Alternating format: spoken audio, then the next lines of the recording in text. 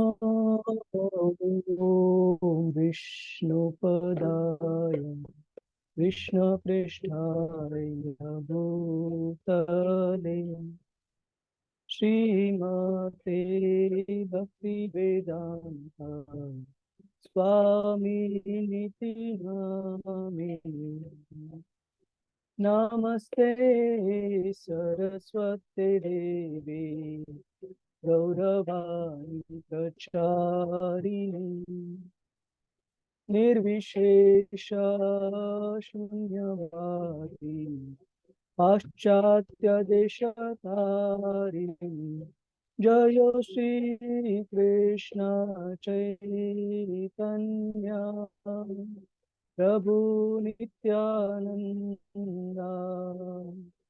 श्री अद्वैता गदाधर श्रीवासदि गौरभक्तवृंद। हरे कृष्ण कृष्ण कृष्ण हरे हरे हरे राम राम राम हरे हरे हरे कृष्ण कृष्ण कृष्ण हरे हरे हरे राम राम राम हरे हरे हरे कृष्ण कृष्ण कृष्ण हरे हरे हरे राम राम राम हरे हरे हरे कृष्ण कृष्ण कृष्ण हरे हरे हरे राम राम राम हरे हरे हरे कृष्ण कृष्ण कृष्ण हरे हरे हरे राम राम राम हरे हरे हरे कृष्ण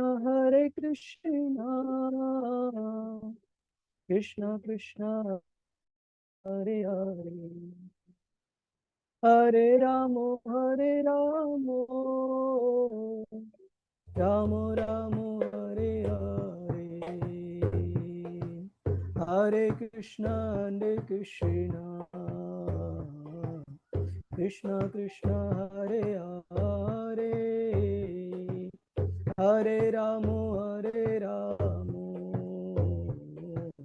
राम राम हरे हरे जय राधा गोविंद राधा गोविंद श्री राधे जय जगन्नाथ जय जगन्नाथ जय बलदेव जय सुभद्रा जगन्नाथ स्वामी नयन पथगामी नयन पथगामी भव तुमे जय गौरानिताय जय गौरानिताय जय गौरानिताय जय गौरानिताय जय जय प्रभुपाद प्रभुपाद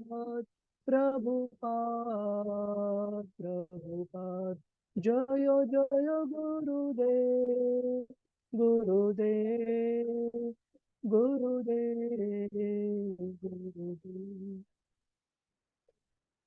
हरिनाम संकीर्तन की जय।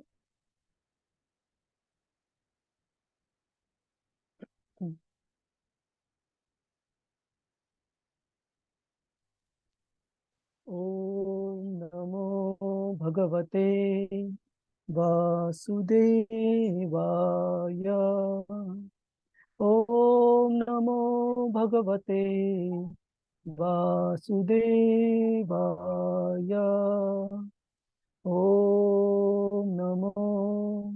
भगवते वासुदेवाय। ॐ अज्ञानतिमिरन्धस्य ज्ञानाञ्जनशलाकया चक्षुरुन्मिलितं येन तस्मै श्रीगुरवे नमः। नमः ॐ विष्णुपदाय कृष्णप्रेष्ठाय भूतले श्रीमते भक्तिवेदान्त स्वामिनिति नामिने।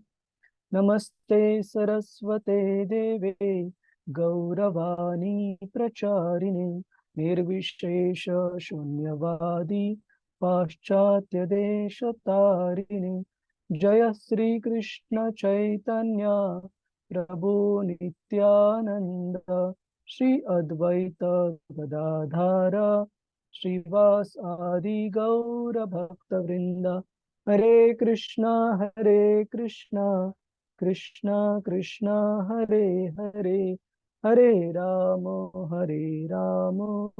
राम राम हरे हरे। हरे कृष्णा। आज के इस भगवत गीता की चर्चा में आप सभी का स्वागत है। हम अध्याय क्रमांक 18 के ऊपर चर्चा करेंगे। तो कल हमने काफी संक्षेप में तीसरे सेशन में भगवत गीता अध्याय क्रमांक 17 का हमने कंक्लूजन देखा, जिसमें कि अलग अलग श्रद्धा के विभाग दिए हुए हैं और हमने उसमें देखा कि किस प्रकार से यज्ञ दान तप ये तीनों प्रकृति के तीन नियमों के प्रकृति के तीन जो नियम है सत्वगुण रजोगुण और तमोगुण उनके द्वारा हम कैसे वो कार्य भी कर सकते हैं।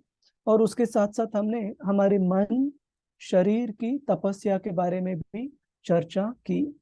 और हमने सबसे महत्वपूर्ण श्लोक जो होमवर्क के लिए बताया था, जो कि भक्तों के लिए शुद्ध नहीं सत्वगुण में आने के लिए हमें अपने आप को सत्वगुण प्राप्त करने के लिए कौन सी एक्टिविटीज कौन सी कार्य क्रियाएं मददगार हो सकती है, उसके बारे में चर्चा होती है श्लोक क्रमांक 14 में। तो वो श्लोक एक बार आप जरूर देख लीजिएगा, वो हमारे स्लाइड में भी मेंशन्ड है।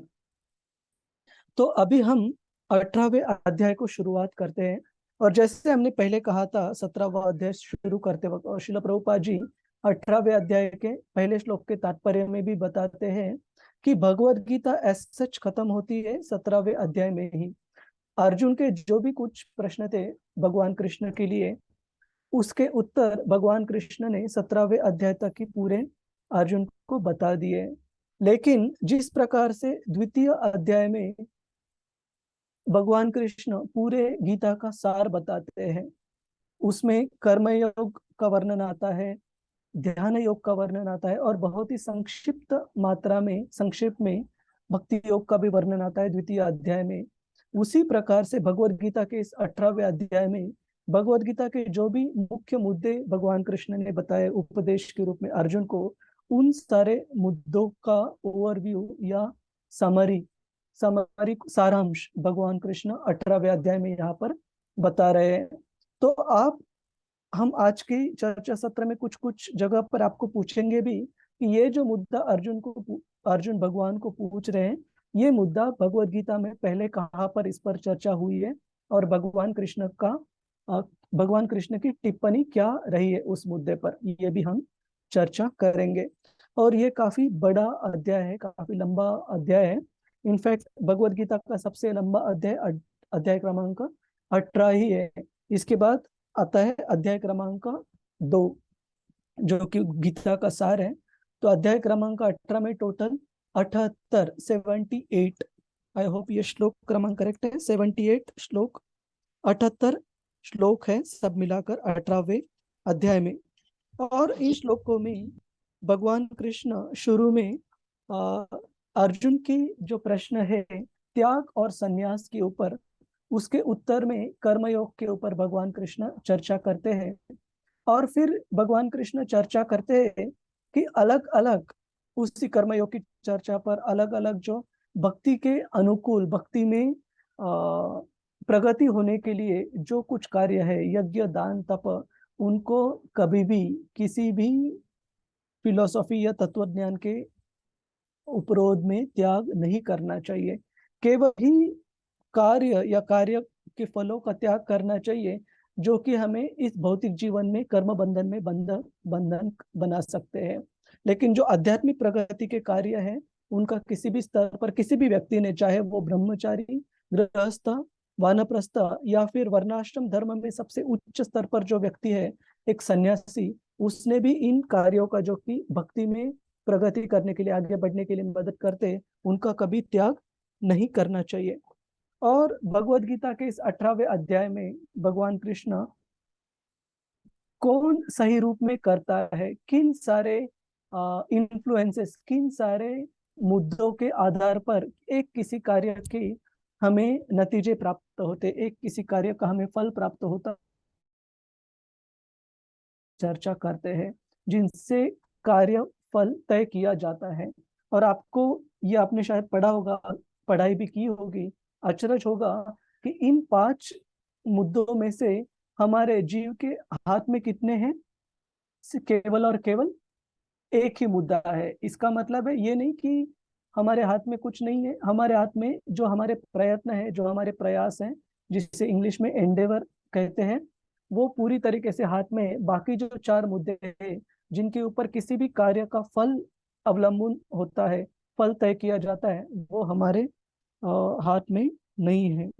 फिर काफी विस्तार से भगवान कृष्ण 3 गुणों, जो प्रकृति के गुण है, उनके उनका जो इन्फ्लुएंस है, उनका जो परिणाम, नतीजा होता है कार्यकलापों पर, और उससे हमारे सारे कार्य और सारे जो जीवात्माएं हैं, वो किस प्रकार से इन्फ्लुएंस इन्फ्लुएंस मतलब प्रेरित किस प्रकार से होते हैं, उन 3 गुणों के बारे में भगवान कृष्ण चर्चा करते हैं। और अंत में भगवान कृष्ण इस वर्णाश्रम धर्म के जो अलग अलग विभाग है, ब्राह्मण, क्षत्रिय, वैश्य, शूद्र, इन 3 गुणों का ज्ञान प्राप्त कर कर जो अलग अलग कार्य इन 4 विभागों के लिए दिए गए हैं, ताकि वो हम अपनी अपनी आध्यात्मिक प्रगति कर पाए, आध्यात्मिक जीवन में प्रगति कर पाए और आगे बढ़ पाए, ये कार्य दिए हैं चारों श्रेणी के लोगों के लिए। और अंत में भगवान कृष्ण उनका जो ब्राह्मण रूप तो नहीं बोल सकते, भगवान कृष्ण को ब्रह्मन स्तर पर जानने की विधि बताते हैं। और अंत में सबसे सर्वोच्च स्तर पर भगवान के प्रति जो समर्पण है, पूर्ण पुरुषोत्तम भगवान कृष्ण के प्रति समर्पण, उसके बारे में भगवान कृष्ण बताते हैं। और इसे कहा जाता है भगवत गीता का कंक्लूजन। कंक्लूजन को हम हिंदी में क्या बोलते हैं माता जी? निष्कर्ष ना? निष्कर्ष, हाँ, बहुत बहुत धन्यवाद। भगवत गीता का निष्कर्ष। और अंतिम 6 श्लोकों में भगवान कृष्ण का ये उपदेश पूर्ण होने के बाद अर्जुन की क्या राय थी, क्योंकि भगवान कृष्ण भगवत गीता के 5-6 श्लोकों से पहले अर्जुन को फिर से एक बार ये चॉइस देते हैं, ऑप्शन देते हैं कि मुझे जो आपको उपदेश देना था अर्जुन, मैंने ये बता दिया। इसका मतलब ऐसे नहीं कि आपको चॉइस करने के लिए, आपको चुनने के लिए कोई ऑप्शंस उपलब्ध नहीं है। मुझे जो बताना था मैंने बता दिया, अभी आपको जो ठीक लगे वो आप कीजिए। तो अर्जुन के जो साक्षात्कार थे, भगवान कृष्ण द्वारा सुनी गई वाणी प्राप्त करने के बाद, भगवान कृष्ण का उपदेश प्राप्त करने के बाद, और ये भगवान कृष्ण और अर्जुन के बीच में जो वार्तालाप हुआ, वो देखने वाले संजय और धृतराष्ट्र को बताने वाले संजय की क्या अनुभूति थी, उनका क्या साक्षात्कार था, इसके बारे में भगवत गीता के कंक्लूडिंग पोर्शन में हम देखेंगे।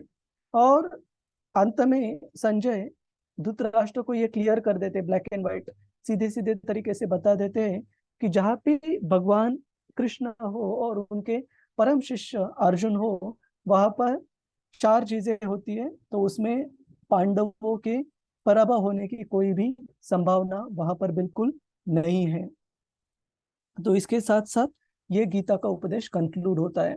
तो थोड़ा सा लंबा चैप्टर है, आपको शायद ये सारे सेक्शंस याद नहीं रहे, तो कोई प्रॉब्लम नहीं है, आप स्लाइड भी रेफर कर सकते हैं।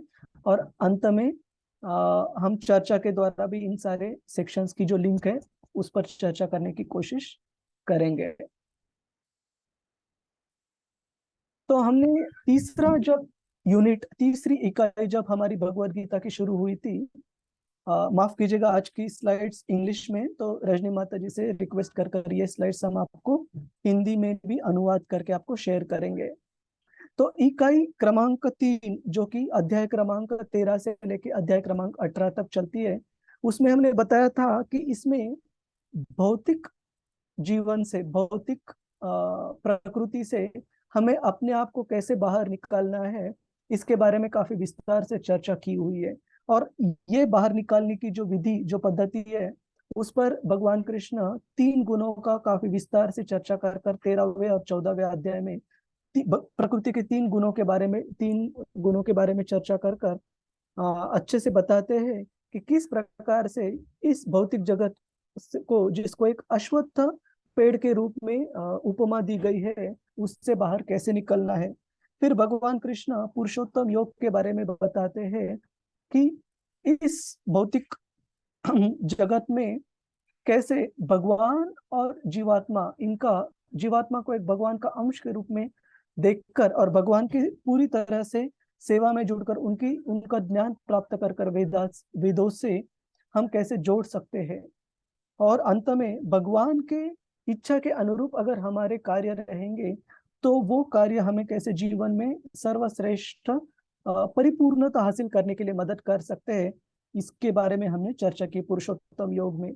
फिर हमने जो दैवी और आसुरिक संप्रदाय है, जो दैवी और आसुरिक गुण है, और उन दैवी और आसुरिक गुणों के हिसाब से जो श्रद्धा के अलग अलग विभाग निकल कर आते हैं, प्रकृति के नियमों के अनुसार, प्रकृति के गुणों के अनुसार, उस पर हमने चर्चा की 16वें और 17वें अध्याय में।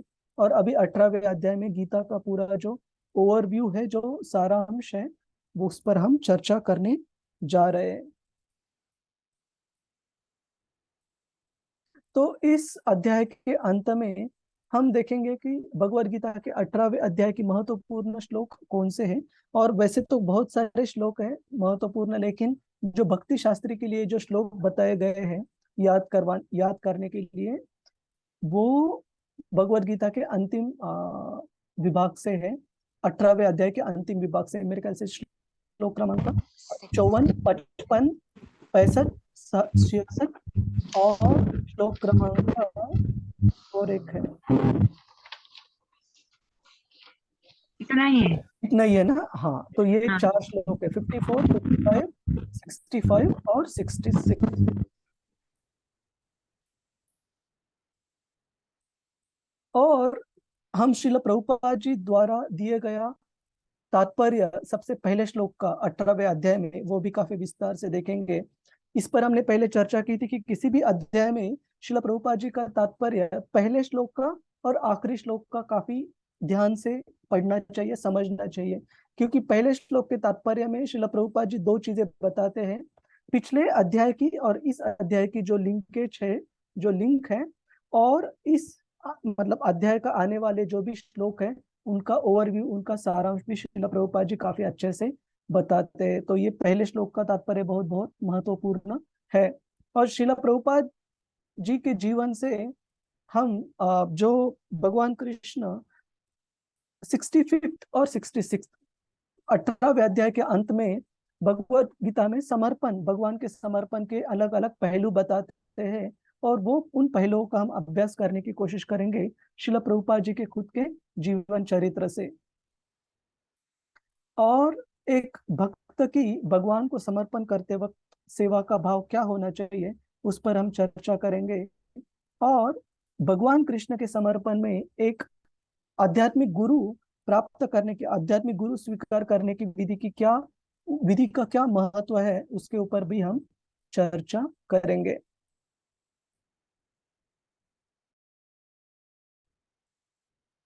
तो ये भाग हम भगवत गीता यथारूप से पहले श्लोक के तात्पर्य से पढ़ेंगे। मुझे स्क्रीन शेयर करने दीजिए 1 मिनट।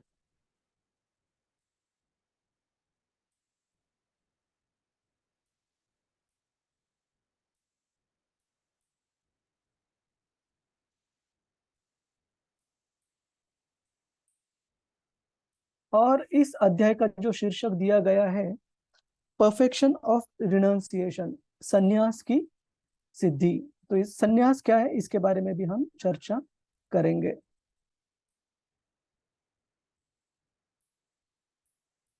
एक मिनट।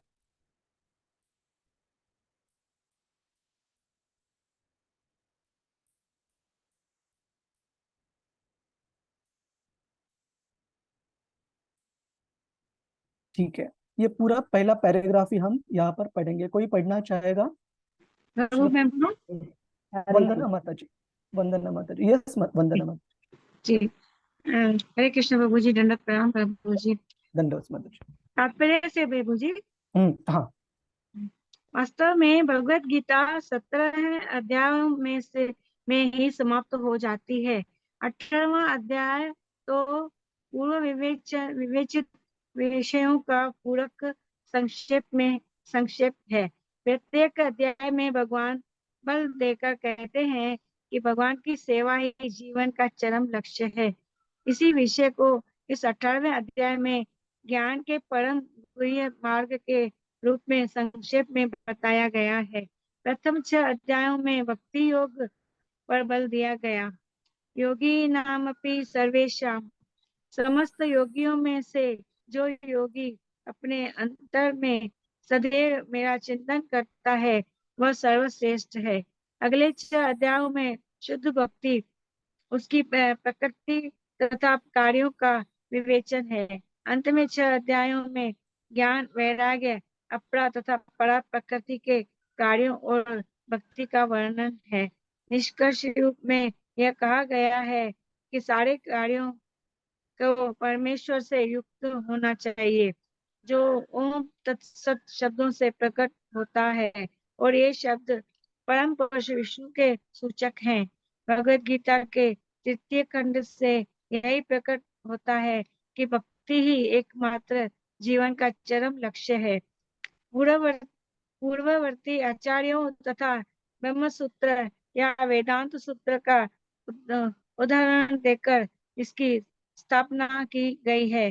कुछ निर्विशेषवादी वेदांत सूत्र के ज्ञान पर अपना एकाधिकार जानते हैं, लेकिन वास्तव में वेदांत सूत्र भक्ति का को समझने के लिए है, क्योंकि ब्रह्म सूत्र के रचयिता प्रणेता साक्षात भगवान है और वे ही इसके ज्ञाता हैं। इसका वर्णन 15वें अध्याय में हुआ है। प्रत्येक शास्त्र, प्रत्येक वेद का लक्ष्य भक्ति है। भगवत गीता में इसी की व्याख्या है। बहुत बहुत धन्यवाद माता जी। भक्त प्रभु वेद। जी पीछे भी है। नहीं, नीचे और पूरा नहीं पढ़ेंगे हम, पूरा तो आप जी लंबा है। जी, हरे कृष्ण प्रभु जी। हरे कृष्ण, है ना। तो शिला प्रभुपाद जी की जय। तो हमें शिला प्रभुपाद जी यहाँ पर बता रहे हैं कि पूरी भगवत गीता में जो भगवान की सेवा है, भक्ति योग है, उसके ऊपर बारंबार भगवान कृष्ण स्ट्रेस देते उस मुद्दे पर। और हम इस अध्याय के शुरू में एकदम ऊपरी सतह पर कुछ कुछ श्लोक रिविजिट करेंगे पहले अध्याय से, जहां पर भगवान कृष्ण दूसरे योगों का, भक्ति योग छोड़ के दूसरे योगों की विधि की चर्चा करते हुए भी भक्ति योग के ऊपर बारंबार उस मुद्दे पर आते हैं, स्ट्रेस देते हैं। तो ये चर्चा हमने पहले भी एक बार की थी, मेरे ख्याल से जब हमने 7वां अध्याय शुरू किया था और जब हमने 13वां अध्याय शुरू किया था, तब भी हमने इस पर काफी ऊपरी सतह पर चर्चा की थी कि भक्ति के रिलेटेड अलग अलग श्लोक अध्याय क्रमांक 1 से लेके 18 पूरी भगवत गीता में पाए जाते हैं। तो अभी तक हमने भगवत गीता में क्या क्या देखा है? कर्मयोग, ज्ञान योग, ध्यान योग और भक्ति योग, इनके बारे में हमने चर्चा अलग अलग अध्याय में देखी है।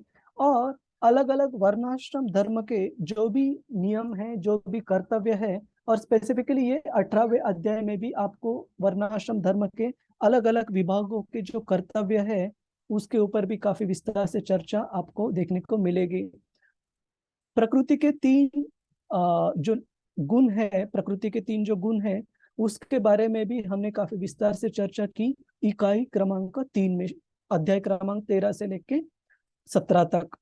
और जो 5 भगवत गीता में बताए गए अलग अलग मुद्दे हैं, इसके ऊपर ये श्रील प्रभुपाद जी भगवत गीता के इंट्रोडक्शन में बताते हैं। किसी को याद है एक एक मुद्दा, कोई कौन से 5 मुद्दे हैं जिन पर भगवत गीता में काफी विस्तार से चर्चा की है? प्रभु जी, हरे कृष्णा प्रभु जी। हरे कृष्णा। यस माता जी। प्रभु जी 5 विषय तो वही है ना, जैसे कि प्रकृति, जीव, हम्म। भगवान खुद, फिर कर्म और ये 5वां है अम, कर्म और 5वां कौन सा है? कार्य कार्य कार्य का, काल काल और काल।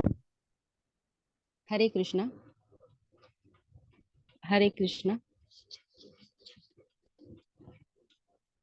नेट चला गया क्या? हरे कृष्णा। हैंग हरे हो गया कृष्णा माता जी। प्रभु जी का नेट गया है। हाँ वही मैं बोल रही कि मेरा नेट गया क्या? अच्छा अच्छा अच्छा, प्रभु जी का नेट गया। दोबारा बोलो माता जी। प्रकृति, ये 5 प्रकृति, अ, भगवान, जीव, एक मिनट प्रभु होस्ट बनाना पड़ेगा, और कार्य और कर्म। इधर से है ना पट्टी। माता जी ग्रह जगत जो ये भौतिक संसार है ना, ये है, ये काल है। जी ये है काल यानी टाइम। ईश्वर है, जीव है, काल, कर्म। प्रकृति प्रभु जी आए क्या? नहीं आए नहीं अभी। अच्छा, वो में 2 रहते हैं तो कुछ समझ में नहीं आते कि किसमें प्रभु जी को यानी वापस ज्वाइन करेंगे, वापस ज्वाइन वो करेंगे। अपने आप रिज्वाइन कर लेंगे, वो कुछ नहीं करना। हाँ वही। उनको होस्ट बनाना पड़ेगा ना, तो मेरे 2 हाँ डिवाइस है वो ना, बाद, कौन हाँ कोई से? बात नहीं, बाद में होस्ट बना देना। जब वो ज्वाइन कर लेंगे उसके बाद होस्ट बनाना पड़ेगा। उनका नेट का प्रॉब्लम हुआ।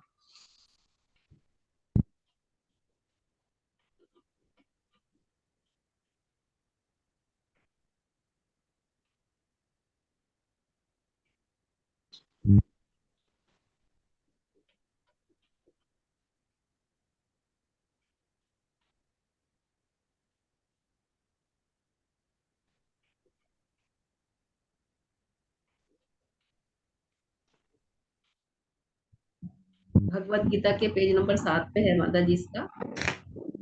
अच्छा ईश्वर अच्छा। जो है सर्वोच्च नियंता, जीव नियंत्रित जीवात्माएं, प्रकृति ये भौतिक प्रकृति जो 3 गुणों की पेज नंबर बता दीजिए। 7। ओके।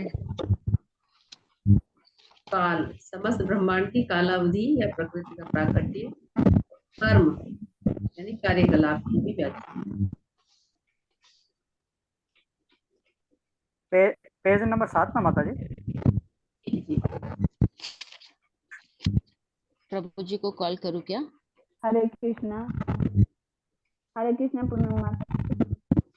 हरे कृष्ण। पेज नंबर 7 में क्या है?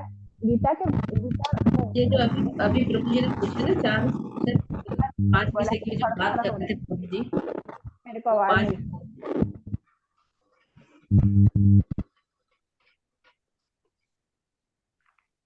पेज नंबर 7 भगवत गीता में। जी प्रभु जी का मैसेज आ गया ना, कुछ इंटरनेट इश्यू है, इस वजह से कर पा रहे हैं। अच्छा अच्छा, उसमें आ गया क्या? यस।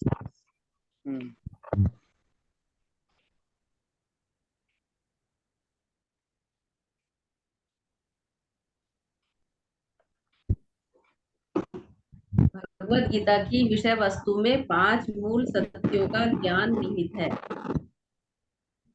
सर्वप्रथम माता जी है ही नहीं। पेज नंबर 7 में तो विषय सूची है।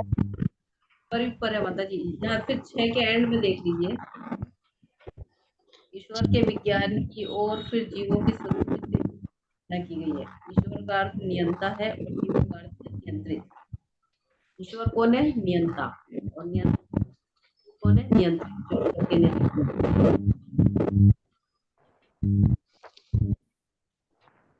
रजनी माता जी के नाम होता है। बोलिए। नंबर 7 में नहीं है विषय सूची।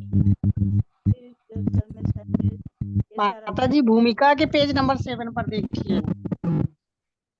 हाँ, भूमिका का पेज नंबर 7 इधर भी है क्या 7? कहाँ पे है मंच? 7 नंबर पेज में कौन से पैरे में है?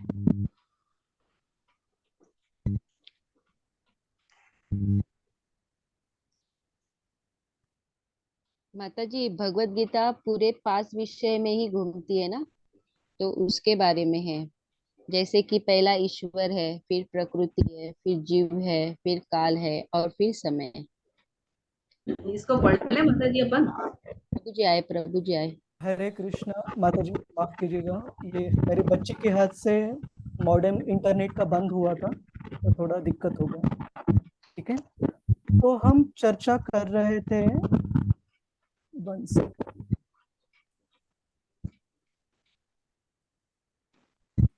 जो 5 मुद्दे भगवत गीता में बताए गए हैं, ठीक है, कौन से मुद्दे ये 5? रजनी माता। ईश्वर, प्रकृति, जीव, काल और कर्म। हाँ, ईश्वर, प्रकृति, जीव, काल और कर्म, इसके बारे में हमने काफी विस्तार से देखा। जैसे जीव के बारे में हमने आत्म ज्ञान में देखा, कर्म के बारे में हमने विस्तार से 3रे अध्याय और 5वें अध्याय में देखा, भगवान के बारे में पूरी भगवत गीता में हमने देखा, और स्पेसिफिकली जो इकाई 2 है, यूनिट क्रमांक 2, उसमें भगवान के विशेष गुणों के बारे में, भगवान की विभूतियों के बारे में हमने विस्तार से चर्चा की। और प्रकृति के बारे में हमने 3रे इकाई में अध्याय क्रमांक 13-14 में काफी विस्तार से चर्चा की। और हमने भगवान के काल रूप के बारे में भी, जब हम यूनिवर्सल फॉर्म को हम क्या बोलते हैं भगवान का हिंदी में? विश्व रूप के अध्याय में भगवान के काल रूप के बारे में भी चर्चा की। और कर्म के बारे में अध्याय क्रमांक 3 और 5 में चर्चा की। किसी का कोई प्रश्न है इसके ऊपर कि ये मुद्दे कहाँ पर चर्चा हुई है इनकी? ठीक है, हम आगे बढ़ते हैं। तो अभी ये हम ग्रुप एक्टिविटी यहाँ पर करेंगे और ज्यादा समय नहीं बिताएंगे, क्योंकि इसमें हमने छोटे रूप में ये एक्टिविटी पहले एक बार की है। कि वो अध्याय हम में भी गिने चुने अध्याय लेंगे, कोई भी 1, 2 या 3 अध्याय आप में से भक्त वॉलंटरीली बता सकते हैं।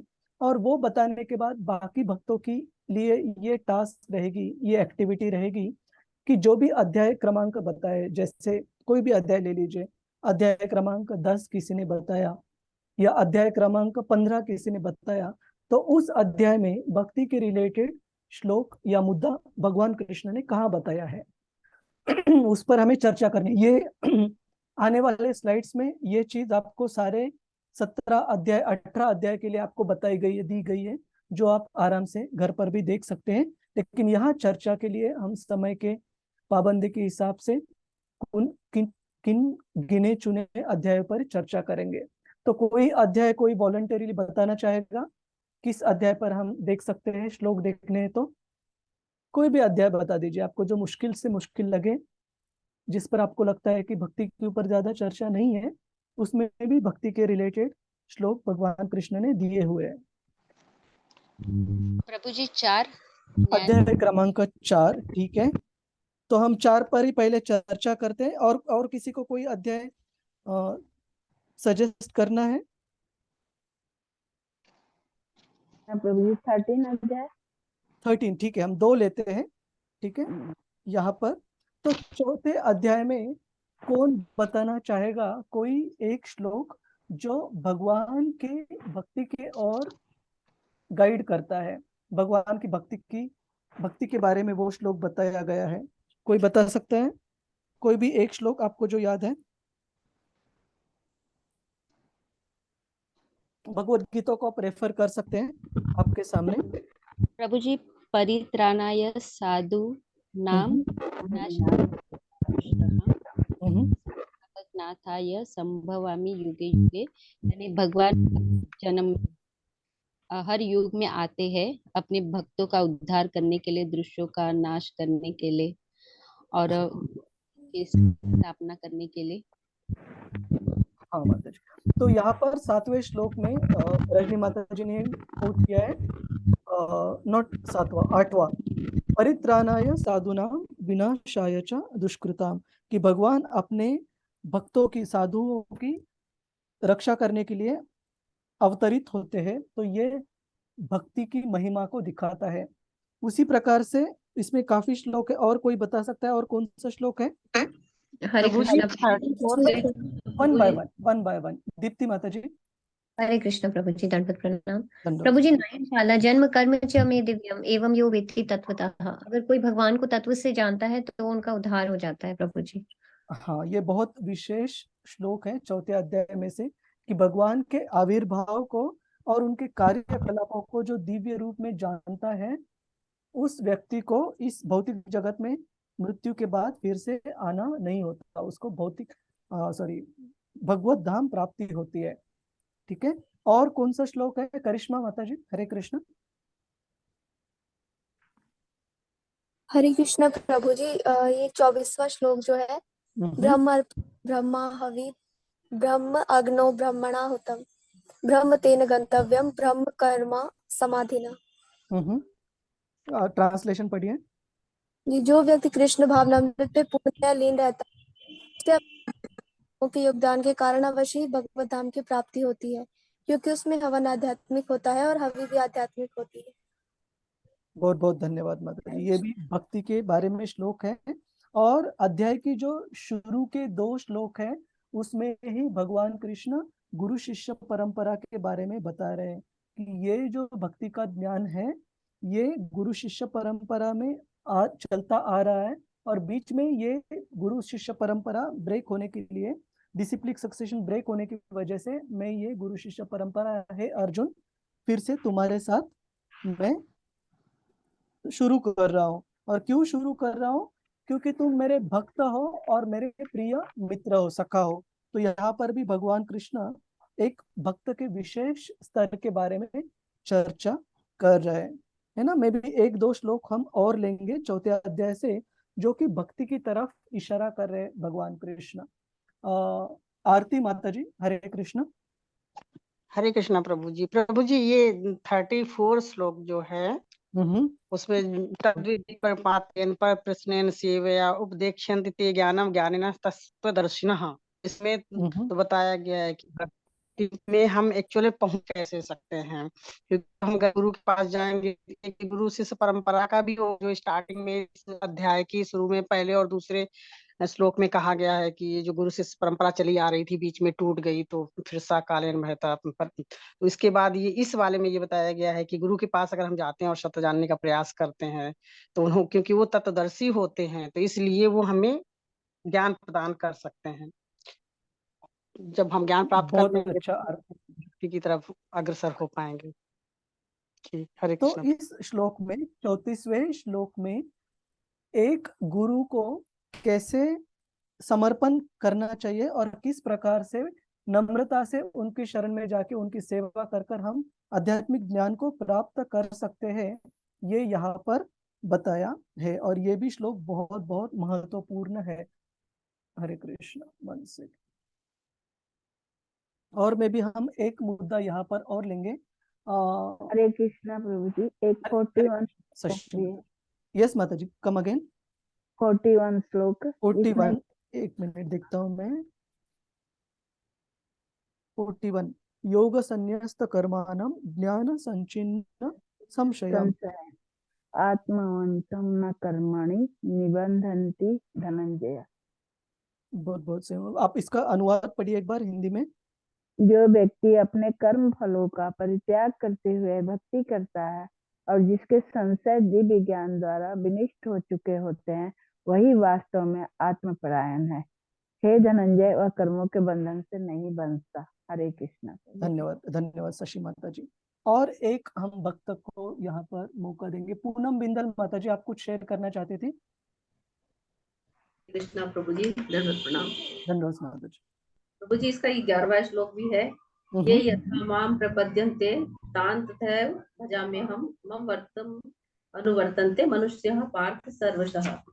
तो जिस भाव में जैसे सारे लोग मेरी शरण ग्रहण करते हैं उसी के अनुरूप मैं उन्हें फल देता हूँ। हाँ, तो भगवान कृष्ण यहाँ पर बता रहे हैं कि जो कोई व्यक्ति जिस किसी भाव में भगवान कृष्ण की शरण में जाए उसी प्रकार से वो आदान प्रदान करते हैं। और भगवान कृष्ण बता रहे हैं कि उनको अच्छे से अपनी कार्य पे ध्यान रखना क्यों जरूरी है, क्योंकि जो भी मार्ग वो प्रस्थापित करेंगे, जो भी मार्ग वो अपने कार्यकलापों से दिखाएंगे, वही मार्ग बाकी साधारण व्यक्ति भी उन्हीं का अनुसरण करेंगे, है ना। तो इसलिए भगवान कृष्ण कहते हैं कि मैं खुद रास्ता दिखाता हूँ सामान्य जनों को पालन करने के लिए, है ना। और हम अभी एक या दो उदाहरण जो शशि माता जी ने अध्याय क्रमांक कहा 13वां अध्याय, उसमें से भी हम कुछ मुद्दे यहाँ पर देखेंगे। कोई बता सकता है कोई मुद्दा 13वें अध्याय से? 13वें अध्याय में हम कौन सी चीजें देखे हैं जिनकी सूची दी गई है, कौन से मुद्दे हैं वो? प्रकृति, पुरुष और चेतना प्रभु जी। प्रकृति, पुरुष और चेतना वो तो है, वो तो टाइटल है, करेक्ट।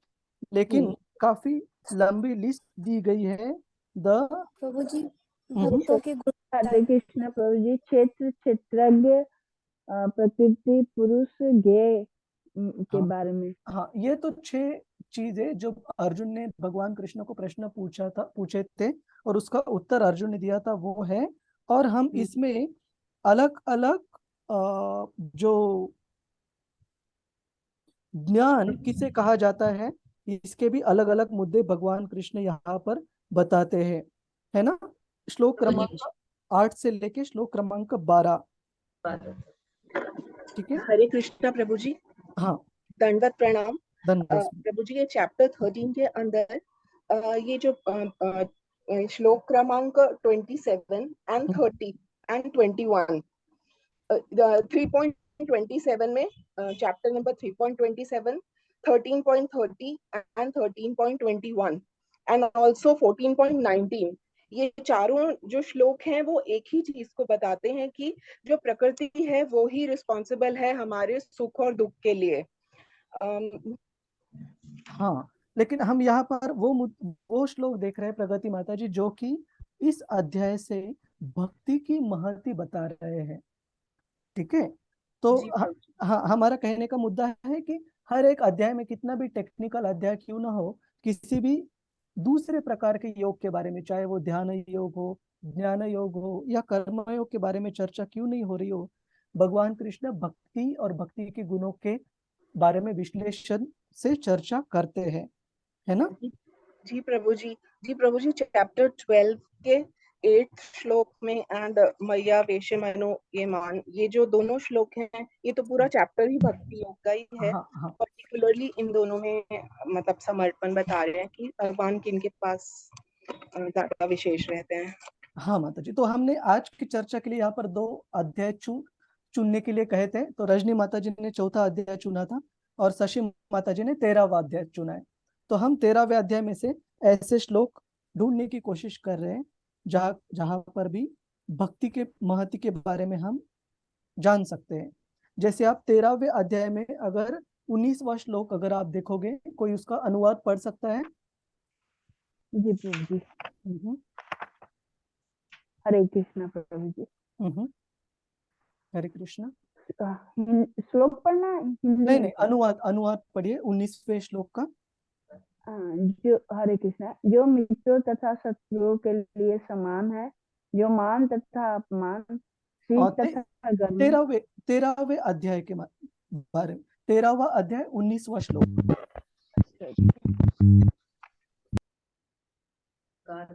मैं यहाँ पर दिखाता हूँ, एक मिनट मैं पढ़ूं? इस प्रकार मैंने कर्म क्षेत्र यानी शरीर तथा नियम का संक्षेप में वर्णन किया है। इसे केवल मेरे भक्त ही पूरी तरह से समझ सकते हैं और इस तरह मेरे स्वभाव को प्राप्त होते हैं। करेक्ट। तो यहाँ पर बताया गया है कि भगवान कृष्ण द्वारा जो चर्चा हुई है क्षेत्रज्ञ, इनका ज्ञान और द ऑब्जेक्ट्स ऑफ नॉलेज, जो भी ज्ञान प्राप्त करने के जो ऑब्जेक्ट्स हैं वो केवल और केवल भक्त ही, भगवान कृष्ण कह रहे हैं कि वो यहाँ पर समझ सकते हैं, और ये ज्ञान प्राप्त करने के बाद वो भगवत धाम को प्राप्त कर सकते हैं। इस प्रकार से ये हमने कुछ गिने चुने उदाहरणों से हमने चर्चा की कि भगवत गीता के पूरे सारे अध्यायों में भक्ति के बारे में कैसे विशेष जोर देकर भगवान कृष्ण से चर्चा हुई है।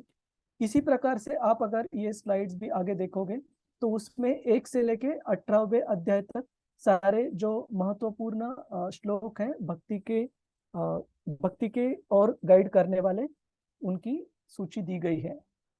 ठीक है, किसी का कोई सवाल है इसके ऊपर? हरे कृष्णा। नहीं प्रभु जी। ठीक है, ठीक है। अभी तक हमने 18वें अध्याय के जो मुद्दे हैं उन पर चर्चा शुरू ही नहीं की है, तो उस पर अभी हम चर्चा शुरू करते हैं। तो ये आप सूची श्लोकों की बाद में देख सकते हैं। हरे कृष्ण।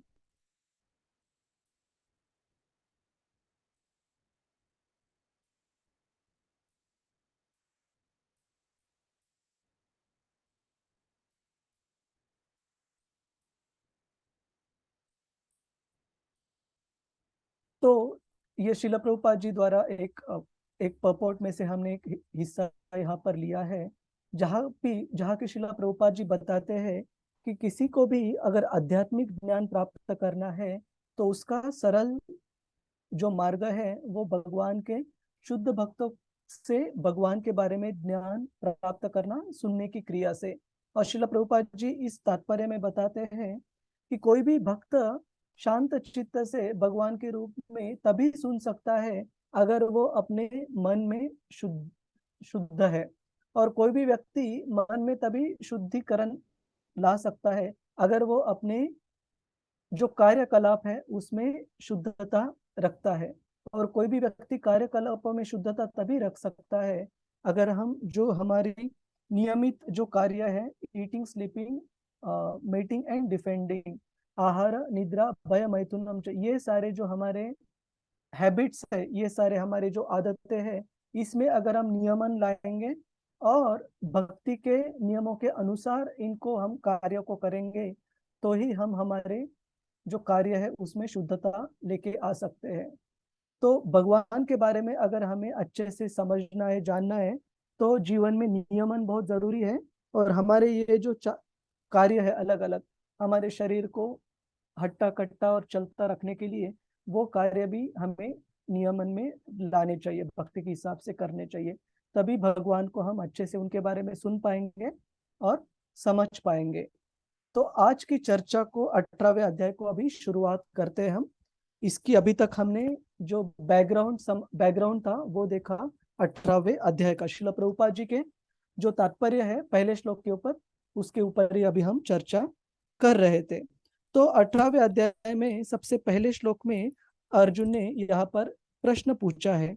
क्या प्रश्न पूछा है अर्जुन पूछते में भी हम पहला वाला श्लोक यहाँ पर एक बार दोहराएंगे और फिर शुरू करते हैं।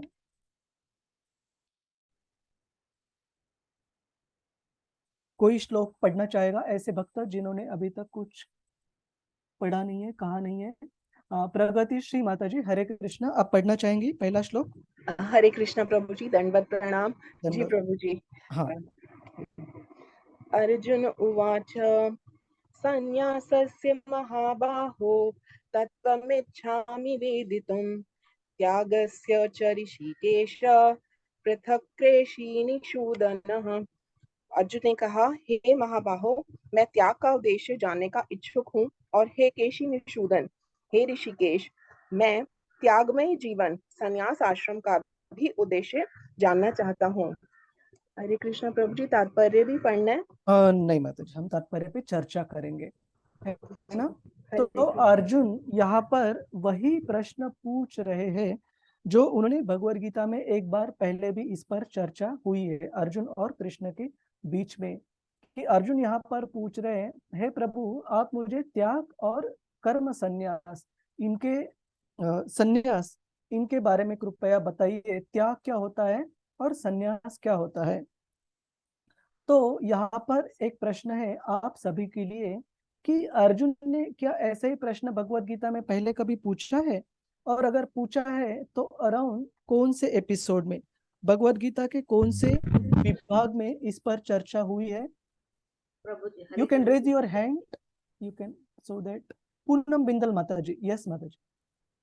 हरे कृष्णा प्रभु जी, इसमें अध्याय 3 में पूछा है अर्जुन ने ये प्रश्न कि हे जनार्दन, हे केशव, यदि आप बुद्धि को सकाम कर्म से श्रेष्ठ समझते हैं तो फिर आप मुझे इस घोर युद्ध में क्यों लगाना चाहते हैं। हाँ, और एक जगह पे, बहुत बहुत धन्यवाद पूनम माता जी, और एक जगह पे भी अर्जुन ने पूछा है कि कर्म संन्यास ठीक है या कर्म फल का त्याग ठीक है, क्या अच्छा है। और कहाँ पे पूछा है रजनी माता जी, आपने हाथ ऊपर किया था।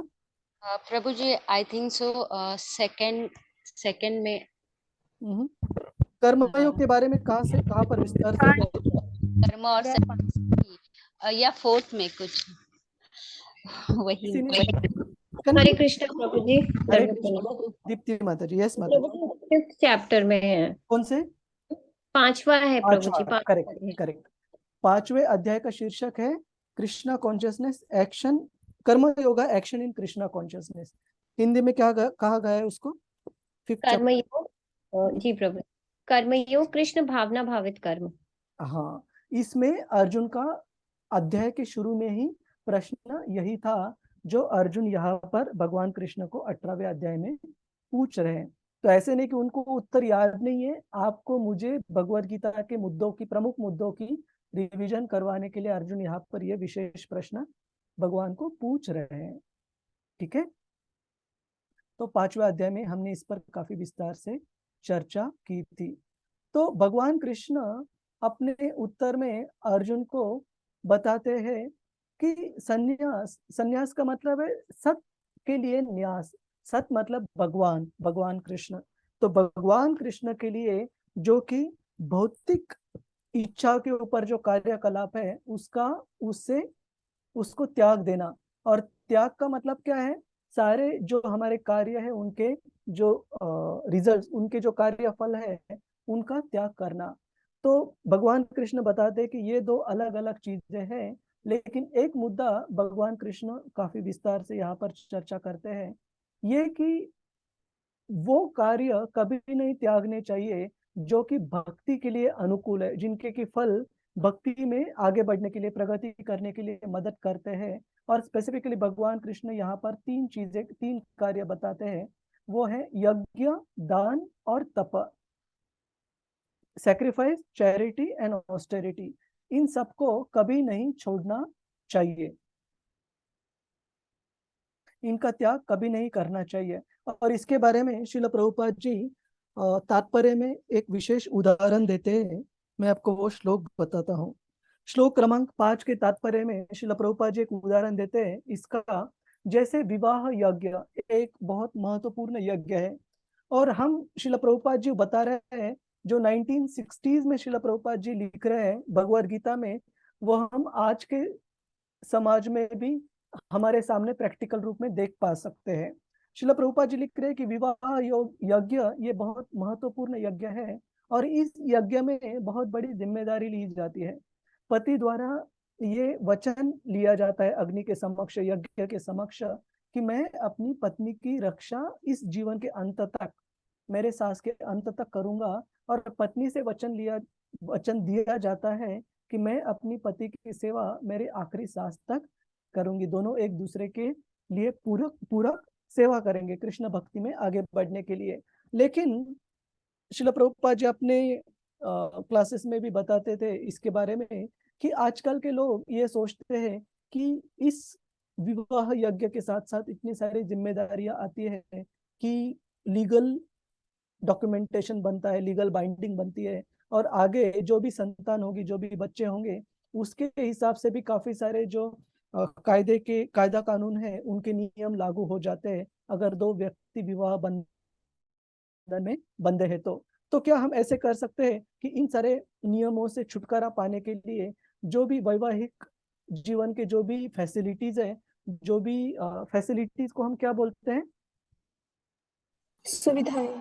सुविधाएं, जो भी सुविधाएं हैं उनका तो ग्रहण करेंगे, लेकिन जो भी जिम्मेदारियां हैं, जो भी कर्तव्य है, उनको हम त्याग कर देते हैं। तो विवाह यज्ञ की जिम्मेदारी की जरूरत ही नहीं है। और ऐसे काफी चीजें आज के जगत में हम पाए जाते हैं। काफी सारे देश हैं, जैसे यूएस में अगर आप देख के आपको अचरज होगा, बहुत सारे विवाह होने से पहले ही जो होने वाले पति या पत्नी हैं, उनके बीच में एक कायदे का डॉक्यूमेंट बनाया जाता है कि अगर हमारी विलगीकरण, डिवोर्स अगर हो जाता है, तो किन किन मुद्दों के ऊपर हम एक दूसरे से विलग हो जाएंगे, विभक्त हो जाएंगे, ताकि आपको भी कायदे के हिसाब से कुछ दिक्कत ना हो और मुझे भी कायदे के हिसाब से कुछ दिक्कत ना हो। आप सोचोगे, हमारे अगर बुजुर्ग सोचेंगे, मेरे मम्मी पापा को अगर मैं दिखाऊंगा तो उनको हंसी आएगी कि अरे अभी तक शादी हुई भी नहीं है और शादी होने से पहले आप सोच रहे हो कि विभक्त होने के मेरे नियम क्या रहेंगे और कौन से मुद्दों के ऊपर मैं आपके साथ इस विवाह बंधन में जोड़ने के लिए तैयार हूँ, है ना। इसी प्रकार से और काफी जगह पे, चाइना में भी मैंने सुना, और आजकल ये दूसरे देशों को दोष देने की जरूरत नहीं, भारत में भी ये चीजें पाई जा रही है कि लिव इन रिलेशनशिप के नाम के वगैरह ऊपर जो यूथ है, जो युवा पीढ़ी है, इस विवाह बंधन की जो विधि है उसका महत्व समझने में नाकामयाब हो रही है। और इसकी वजह से उसकी सुविधाएं प्राप्त करने के लिए उस बंधन में ना बंधे हुए जो व्यभिचार का मार्ग है उसको स्वीकार कर रही है। लेकिन हम देखते हैं भगवान कृष्ण क्या कह रहे हैं, आगे चलकर आप श्लोकों में देखोगे कि भगवान कृष्ण कहते हैं कि इन यज्ञ, दान या तप विधियों को करते वक्त काफी बार आपको कठिनाइयों का सामना करना पड़ सकता है, कष्टों का सामना करना पड़ सकता है, लेकिन वो कष्ट, वो कठिनाइयां आपके आध्यात्मिक जीवन के प्रगति के लिए बहुत अनुकूल है, बहुत ज्यादा लाभदायक है। तो इसलिए आपने इन यज्ञ की जो विधियां है इनका कभी नहीं त्याग करना चाहिए। तो आजकल के ये जो शॉर्टकट्स जो युवा पीढ़ी अपनाती है वो बिल्कुल शास्त्रों के अनुसार नहीं है और हमारी आध्यात्मिक भलाई के लिए भी बिल्कुल अच्छी नहीं है ये चीजें। किसी की कोई टिप्पणी है, टीका है इस मुद्दे के ऊपर कि यज्ञ, दान, तप का कैसे मनुष्यों के भलाई के लिए है और वर्णाश्रम की किसी भी अवस्था में इनको त्याग नहीं करना चाहिए। हरे कृष्ण। किसी का कोई प्रश्न या टिप्पणी है? रजनी माता जी, आप कुछ कहना चाहती है इसके ऊपर? नहीं प्रभु जी, नहीं बोला। ठीक है। बाकी भक्तों की किसी की कोई टिप्पणी है, कुछ प्रश्न है? नहीं। ठीक है, हम आगे बढ़ते हैं। तो भगवान कृष्ण यहाँ पर बता रहे हैं कि केवल और केवल हमारे जो कार्यकलाप है इनका त्याग कर उपयोग नहीं है, जब तक हम ये समझेंगे नहीं कि उन कार्यों का फल हमारे भक्ति के अनुरूप है या भक्ति के विपरीत है। जैसे भगवान कृष्ण यहाँ पर 3 प्रकार के सन्यासियों की व्याख्या देते हैं।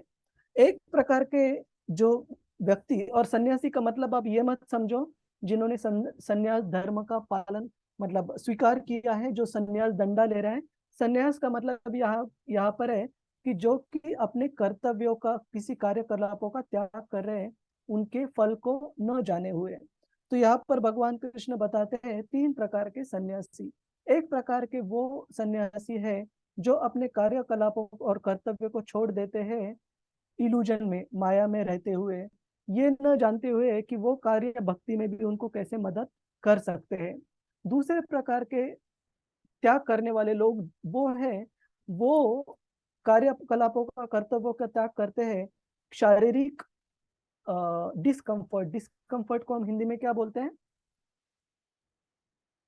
शारीरिक परेशानियों की वजह से, दिक्कतों की वजह से। जैसे हमने अभी उदाहरण दिया कि ये लिव इन रिलेशनशिप का, कि विवाह यज्ञ किए बिना ही कुछ लोग जो शादी की जो सुविधाएं है उनका लाभ उठाना चाहते हैं, लेकिन वो उसकी जो जिम्मेदारियां हैं वो स्वीकार नहीं करना चाहते। तो इस प्रकार का जो संन्यास है वो भगवान कृष्ण बताते हैं कि वो रजोगुण में आता है। लेकिन उस प्रकार का संन्यास सर्वोच्च है जो कि अपने कार्य कलापों कर्तव्यों को पार करता है as a matter of duty, अपने कर्तव्य समझकर वो व्यक्ति उन कार्यों को निभाता है, और उन कार्यकलापों के आधार पर जो कर्म फल प्राप्त होते हैं उनके ऊपर वो कभी अपना हक नहीं जमाता। वो जो कर्म फल है वो केवल और केवल भगवान की सेवा में ही वो अर्पण करता है। ऐसे संन्यास को यहाँ पर कहा गया है सत्वगुण में व्यक्ति त्याग कर रहा है, सत्वगुण में व्यक्ति संन्यास का पालन कर रहा है। और इसके तात्पर्य में श्रील प्रभुपाद जी एक बहुत विशेष उदाहरण यहाँ पर देते हैं जो आप कृपया नोट कर लीजिएगा।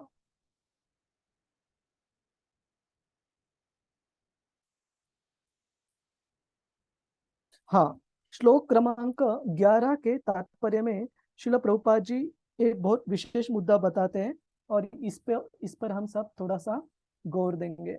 कोई पढ़ सकता है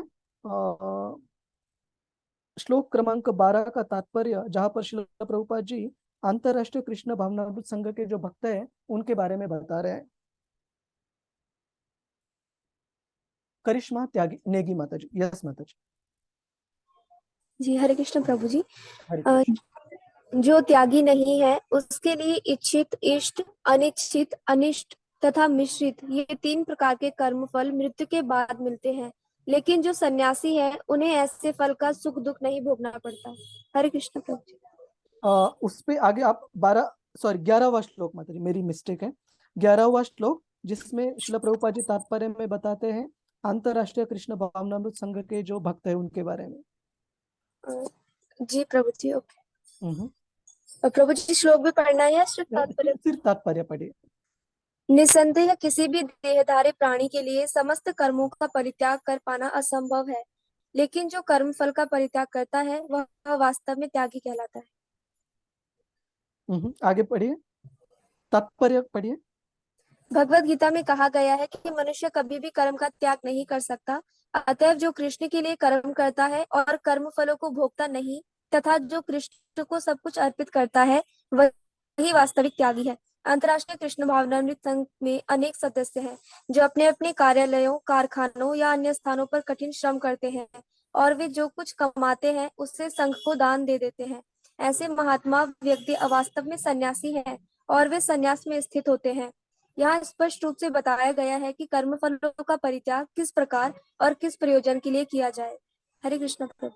बहुत बहुत धन्यवाद माता जी। तो यहाँ पर श्रील प्रभुपाद जी कृष्ण भावनामृत संघ के जो भक्त हैं उनको सही रूप से सन्यासी बता रहे हैं, चाहे वो भक्त बाहरी जगत में अपने कर्तव्य क्यों नहीं निभा रहे हो, एक तो फैक्ट्री में क्यों नहीं काम कर रहे हो या ऑफिस में या किसी और जगह पर भी वो काम कर रहे हो, बाकी बाहरी रूप से देखते वक्त ऐसे लग सकता है कि वो व्यक्ति भी किसी एक कर्मी की तरह ही कार्य कर रहा है, लेकिन श्रील प्रभुपाद जी तात्पर्य में क्या बोल रहे हैं वैसे भक्तों को कि वो सही रूप से सन्यासी है। क्यों सही रूप से सन्यासी है? क्योंकि वो अपने कार्य को केवल और केवल कृष्ण भावना प्रचार प्रसार करने के लिए, कृष्ण भावना बढ़ाने के लिए अपने कर्म फलों को जोड़ रहे हैं।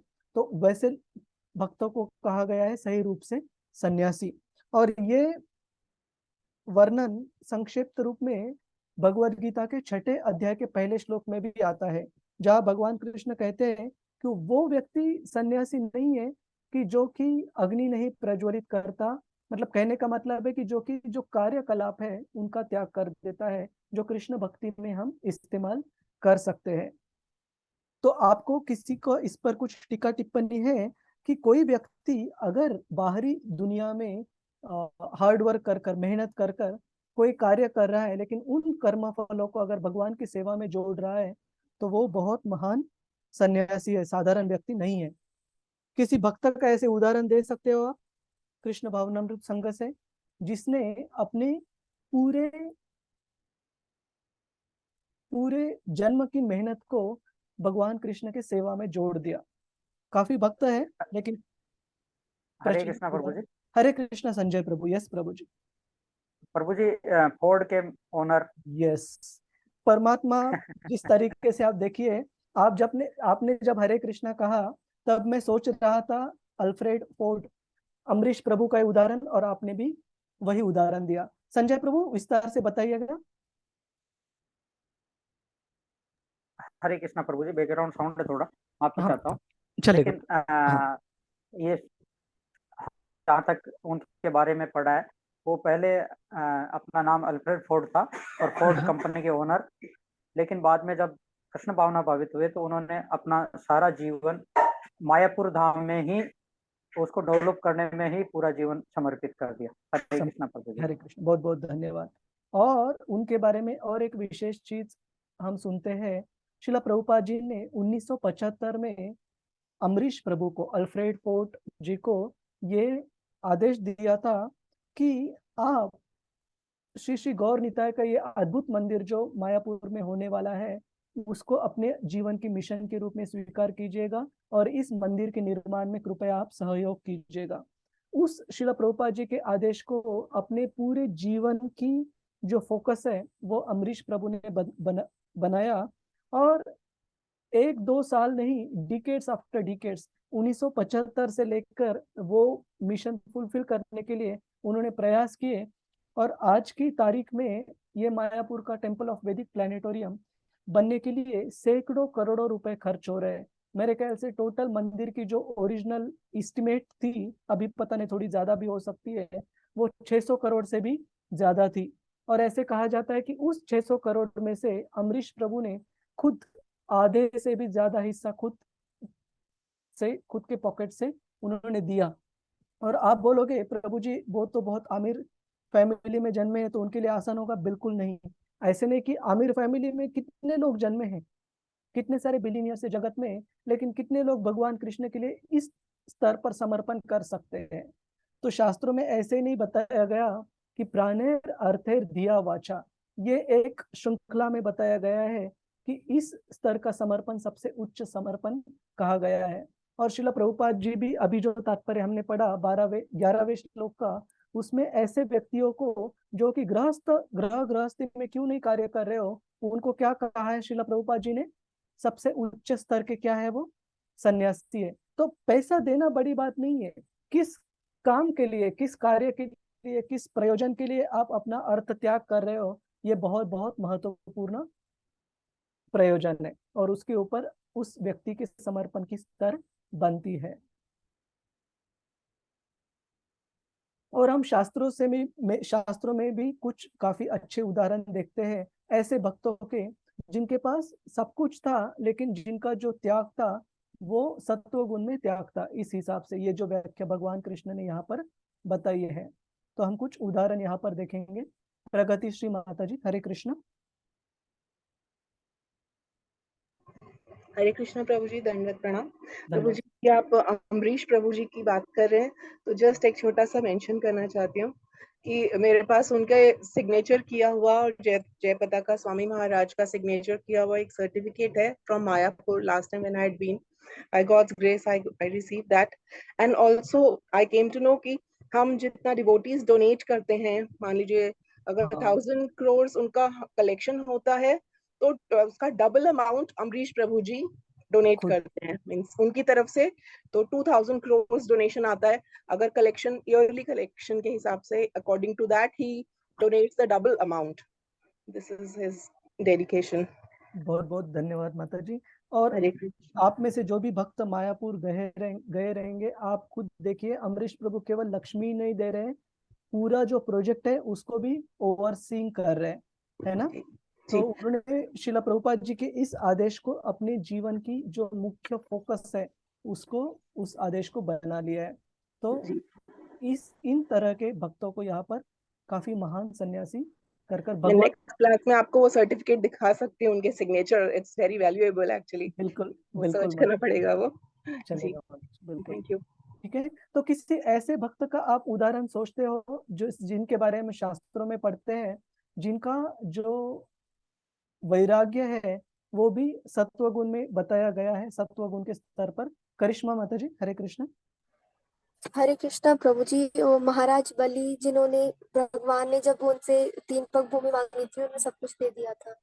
हाँ, और सब कुछ दे दिया था, तब दिया था जब उनके गुरु ने उनको चेतावनी दी कि ये जो साधारण बालक तुम्हें दिख रहा है ये साधारण नहीं है, ये साक्षात विष्णु है। है ना। उसके बावजूद बलि महाराज ने पूरा जो भी था अपने पास वो दान में दे दिया था, ये मानकर कि अगर ये विष्णु ही है तो ये मेरा परम भाग्य है, क्योंकि सब कुछ उनका ही है, इस चेतना में दिया था। और कोई उदाहरण में भी एक उदाहरण हम और देखेंगे, बहुत सारे उदाहरण है शास्त्रों में। किसी और भक्त का उदाहरण जिनका दान सत्वगुण, दान या वैराग्य दोनों में से एक सत्वगुण में बताया गया है। दीप्ति साहू माता जी। हरे कृष्णा प्रभु जी, दंडवत प्रणाम। धन्यवाद। जी प्रभु जी जो हमारे षड गोस्वामी जी हैं आचार्य, तो उनमें जो श्रील रूप गोस्वामी, श्रील सनातन गोस्वामी जिनकी हम बात करते हैं, तो श्रील रूप गोस्वामी जी जब चले गए थे तो उनकी जो उन्होंने किस तरह से हमारे लिए एक एग्जाम्पल सेट किया है, जिस तरह से उन्होंने वितरण किया था सबसे पहले अपनी प्रॉपर्टी का, उसको बाद में जब वो वितरित करने आए, लेकिन जो उन्होंने अपना पर्सनल इमरजेंसीज के लिए जो रखा था वो भी उनके भाई के द्वारा ही यूज हुआ। वो भी क्यों? क्योंकि वो भगवान की सेवा में, चैतन्य महाप्रभु की सेवा में जा सके। तो इस प्रकार से आता है प्रभु जी, किस प्रकार से दोनों ही भाइयों ने भगवान की, और इतना ही नहीं प्रभु जी कि उन्होंने नवाब हुसैन शाह की भी इसीलिए उनके यहाँ जॉब करना स्वीकार किया था, क्योंकि उन्होंने कहा था कि वो वैष्णवों को नहीं तो तंग करेंगे। बिल्कुल सही। जी, तो वो ये नहीं चाहते थे, तो इसलिए वो बहुत ही कंपैशनेट थे, और वो चैतन्य महाप्रभु के ही उनके ही सेवा में जाना चाहते थे। उनका शुरू से ही यही मन था, तो वैराग्य था उनमें शुरू से ही प्रभु जी। जी बिल्कुल प्रभु, अच्छा हरे कृष्ण। उदाहरण दिया आपने दीप्ति माता जी। और जो श्रीनिवास आचार्य द्वारा जो कंपोज वैष्णव सॉन्ग है षड गोस्वामी अष्टकम, उसकी शुरुआत ही काफी सुंदर है। आपने जो मुद्दा बताया उसके ऊपर है, त्यक्त्वा तूर्णमशेष मंडलपति, कि इतने महान भौतिक रूप से और आध्यात्मिक रूप से इतने एडवांस्ड होने के बावजूद श्रील रूप गोस्वामी और सनातन गोस्वामी ने श्री चैतन्य महाप्रभु की सेवा में सब कुछ त्याग दिया। इतना ही नहीं, जैसे माता जी ने कहा कि जो इमरजेंसी के लिए फंड्स थे वो भी दोनों भाइयों के चैतन्य महाप्रभु के पास पहुंचने में ही निकल गए। और श्रील सनातन गोस्वामी के शरीर पर एक अच्छी सी वूलन शॉल थी। जब वो चैतन्य महाप्रभु को मिलने के लिए गए, तब जब चैतन्य महाप्रभु को मिलने के लिए वो गंभीरा में गए जगन्नाथपुरी में, ऐसे बताया जाता है कि चैतन्य महाप्रभु ने अपने भक्तों को बाहर भेजा कि इस प्रकार की अवस्था में आपको एक मेंडिकेंट दिखेगा, उनको आप लेकर आ जाइए। तो सनातन गोस्वामी जी को लेकर अंदर आ गए। तब सनातन गोस्वामी के शरीर पर ओढ़ी हुई जो शॉल थी वो काफी एरिस्टोक्रेटिक थी, मे बी वो शायद पहले से लेकर आए हो, जो भी हो। लेकिन सनातन गोस्वामी ने एक चीज ऑब्जर्व की कि चैतन्य महाप्रभु की नजर उस शॉल पर गई है, और सनातन गोस्वामी का जो वैराग्य है उससे तो श्री चैतन्य महाप्रभु बहुत प्रसन्न है, लेकिन श्री चैतन्य महाप्रभु को ये शॉल काफी ज्यादा पसंद नहीं आई है। तो सनातन गोस्वामी ने क्या किया, तुरंत बाहर जाकर वो शॉल एक भिखारी को एक्सचेंज की और उनको वो शॉल प्रदान की, और उनसे जो फटा हुआ ओढ़ने का जो कपड़ा था वो सनातन गोस्वामी ले लिया। चैतन्य महाप्रभु ने एक शब्द भी नहीं कहा था, लेकिन एक शुद्ध भक्त भगवान के मन को जानता है कि भगवान क्या सोच रहे हैं। और फिर चैतन्य चरितामृत में ऐसे कहा गया है कि सनातन गोस्वामी के उस कार्य को देखकर श्री चैतन्य महाप्रभु को बड़ी प्रसन्नता हुई। तो कहने का मतलब है इस स्तर पर उनका जो रिनाउंसिएशन, उनका जो वैराग्य था वो हम देखते हैं। त्यक्त्वा तूर्णमशेष मंडलपतिं श्रेणीं सदा तुच्छवत, उन्होंने जो भी अपने सारे ऐश्वर्य है उनको एकदम साधारण चीज की तरह त्याग कर दिया, छोड़ दिया। ऐसे व्यक्ति को भगवान कृष्ण यहाँ पर सही रूप से सन्यासी कह रहे हैं। तो हम आगे बढ़ते हैं।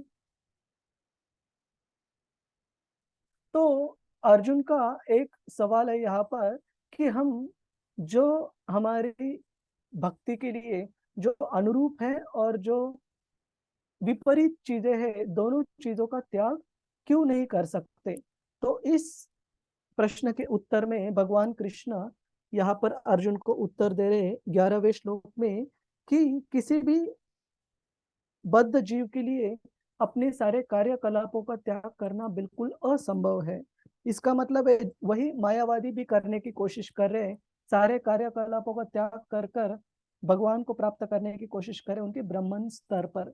लेकिन क्या होता है, ब्रह्म स्तर को प्राप्त करने के बाद भी उनका मन किसी कार्य के लिए जब विचलित हो जाता है तब उनको फिर से इस भौतिक जगत में आना पड़ता है।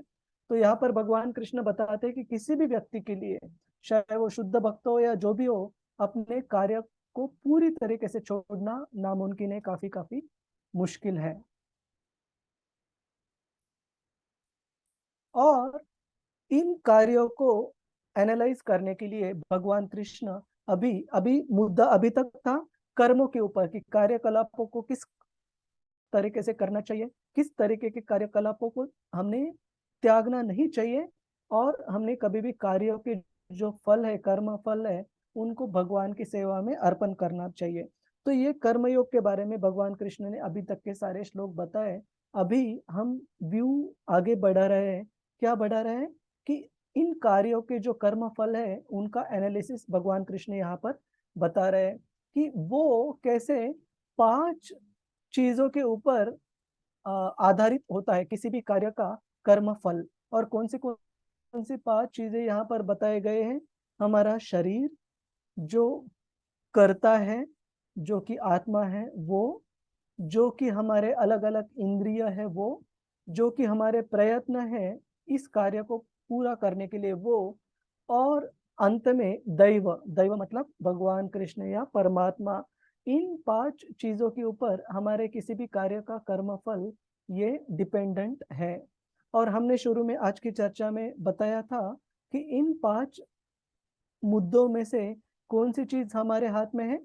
केवल और केवल चौथी, केवल हमारी चौथी वाली। हमारे जो प्रयत्न है, हमारे जो कर्म है, वही हमारे हाथ में है। बाकी शरीर आप बोल सकते हो वो भी हमारे हाथ में, बिल्कुल नहीं। अगर मैं हाथ रेज करना चाहती हूँ मैं कर सकता हूँ, लेकिन आप किसी ऐसे व्यक्ति को बोलो जिसको स्ट्रोक आया हो, तो वो हाथ चाहकर भी नहीं हिला सकता, रेज कर सकता। उसी तरह हमारे जो अलग अलग इंद्रिय है, ये भी केवल और केवल भगवान की सेवा में जोड़कर ही इनके ऊपर नियंत्रण प्राप्त किया जा सकता है।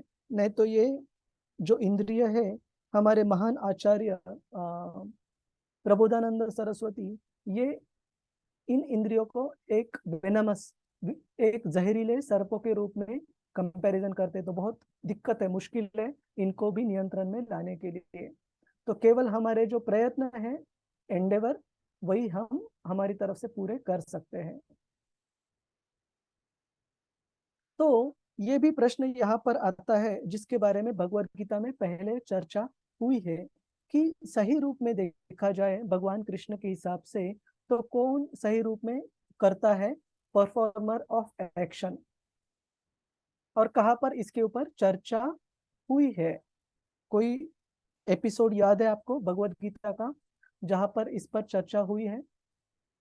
Don't worry about being wrong, हम सब सीख रहे हैं। तो आपको जो याद आता है वो आप बता सकते हैं। हरे कृष्ण।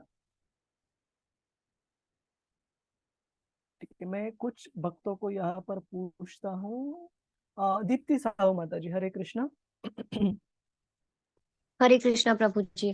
प्रभु जी, हमने ये समझा है प्रकृति क्रिय मानानी गुण कर्माणि सर्वशः अहंकार विमूढ़ आत्मा कर्ता हम इति मन्यते। तो प्रभु जी, हमने ये समझा था कि हम नहीं है, लेकिन प्रकृति के 3 गुण जो हैं वही कार्य करते हैं। बिल्कुल सही। और यही मुद्दा जो दीप्ति माता जी ने बहुत सही रूप से बताया, तीसरे अध्याय में से भगवान कृष्ण और विस्तार में जाते हैं 5वें अध्याय में भी, जहाँ की कहा गया है कि प्रकृति के नियम तो कार्य करवा रहे हैं एक जीवात्मा से, लेकिन वो प्रकृति के नियम किसके सुपरविजन के अंदर काम कर रहे हैं? प्रकृति के अंदर। प्रकृति काम कर रही है भगवान के सुपरविजन के अंदर, उनकी अध्यक्षता के अंदर।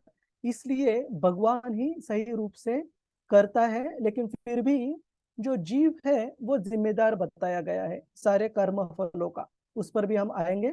करिश्मा माता जी, हरे कृष्ण। जी हरे कृष्ण प्रभु जी। एक और श्लोक था, अपरेयम इतस्तन्यम प्रकृति विधि में परम। नंबर बताइए एक बार। प्रभु जी 7वें अध्याय का था श्लोक, ये हमने याद भी किया था। नंबर शायद ठीक है, 7 5वां श्लोक है। 7.5 हाँ जी, 5 7.5। 5। इसका अनुवाद पढ़ सकते हैं आप माता जी? जी, भगवान कहते हैं कि इसके अलावा मेरी एक और अपरा शक्ति भी है। हाँ तो प्रभु जी यस रजनी माता जी, प्रभु जी, ये आवाज नहीं आ रही। हरे कृष्णा। प्रभु जी अभी आ रही है।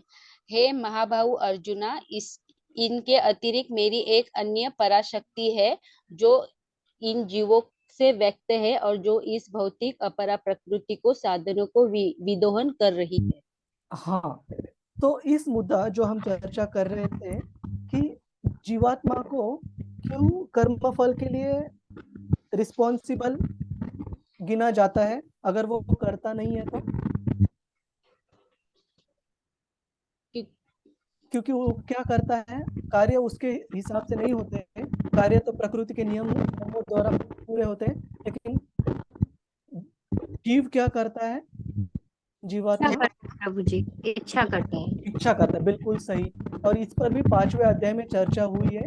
कर्म फल के लिए इसलिए बद्ध हो जाता है जीव कि कार्य भगवान की प्रकृति के हिसाब से होते हो, लेकिन जो कार्य करने की जो ओरिजिनल इच्छा है, कामना है, वो जीव करता है। थिंकिंग, फीलिंग एंड विलिंग, ये जीवों के कार्य है। इसलिए जीव जिम्मेदार है जो भी कर्म फल उसको प्राप्त होने वाला है, ना तो प्रकृति, ना तो प्रकृति के नियम, ना तो भगवान उसके लिए जिम्मेदार है।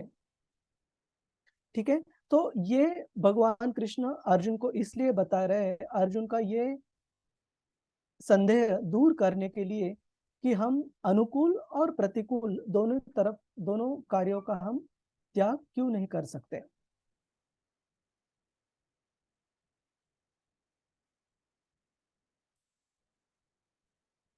और इस पर हमने चर्चा की कि एक जो विमूढ़ आत्मा रहता है, करिश्मा माता जी ने श्लोक बताया 3 अध्याय में से 27वां श्लोक, जहां पर जो भी व्यक्ति खुद को कर्ता के रूप में समझता है, मैं वो अहंकार से काम करता है, और उस आत्मा को, उस व्यक्ति को मूर्ख कहा गया है भगवद गीता में, जो खुद को कार्यों का कर्ता समझता है। और इस तरीके के कार्यों से जहाँ की व्यक्ति खुद को कर्ता समझता है, एक व्यक्ति बंधा जाता है। और इसका उदाहरण 16वें अध्याय में जब हम दैवी और आसुरिक संप्रदाय देख रहे थे, तब इस पर काफी विस्तार से चर्चा हुई थी, और श्रील प्रभुपाद जी के तात्पर्य से एक छोटा सा यहाँ पर पोर्शन लिया गया है कि एक आसुरिक व्यक्ति सोचता है कि ये मेरी संपत्ति है, ये ग्रह गृहस्थी ये मेरी है, और इसको मैं और बढ़ाऊंगा, ये अच्छे या गलत दोनों प्रकार के कार्य करने से, और ये मेरा मित्र है, ये मेरा शत्रु है, मित्रों को मैं एक्सप्लॉइट करूंगा, और जो मेरा शत्रु है उनका मैं नाश करूंगा, इसलिए केवल और केवल मेरी इंद्रिय तृप्ति के लिए, मेरे उपभोग के लिए। और इस तरीके से जो आसुरिक संप्रदाय के लोग रहते हैं, वो भगवान की माया शक्ति द्वारा मोहित होकर कर्म बंधन में और अटक जाते हैं, फंस जाते हैं। और ये 5 प्रकार के जो मुद्दे हमने बताए, जो कि किसी भी कर्म फल के लिए जिम्मेदार रहते हैं, किसी भी कर्म फल को डिसाइड करते हैं, वो किस तरीके से प्रकृति के नियमों को प्रेरित करते हैं, इन्फ्लुएंस करते हैं, ये भगवान कृष्ण बताते हैं। तो ऐसे 3 कर्ताओं के बारे में भगवान कृष्ण बताते हैं, जो कि हम नीचे से ऊपर जाएंगे। अगर व्यक्ति खुद को शरीर समझ रहा है और अपने जो भी कर्तव्य है ऐसे समझ रहा है कि ये मैं शरीर हूँ, और इस शरीर के लिए जो भी जरूरत वाले कार्य है, इस शरीर को सुख देने के लिए, इंद्रिय भोग देने के लिए, वो कार्य करने में जरूरी है, इस व्यक्ति का ज्ञान बताया गया है तमोगुण में। और जो व्यक्ति मन घड़ित चीजों से अपने कार्य करता है, जहां पर एक उदाहरण देते हैं श्रील प्रभुपाद जी तात्पर्य में, उस उदाहरण को हम एक बार देखेंगे। मुझे एक बार आप सब बताइए, बहुत फास्ट नहीं हो रहा है ना, आप सभी को समझ रहा है भगवान कृष्ण क्या क्या मुद्दे बता रहे हैं, या फास्ट हो रहा है 18 चैप्टर? प्रभु जी आ रहा है समझ में, आ रहा है समझ जी प्रभु। संजय प्रभु, फास्ट हो रहा है ये? जी प्रभु जी, चलेगा चलेगा चलेगा ना, ठीक है। ठीक है जी प्रभु जी, हरे कृष्णा। अध्याय थोड़ा सा बड़ा है तो काफी अलग अलग प्रकार के मुद्दे आपको यहाँ पर कवर होते हुए दिखेंगे।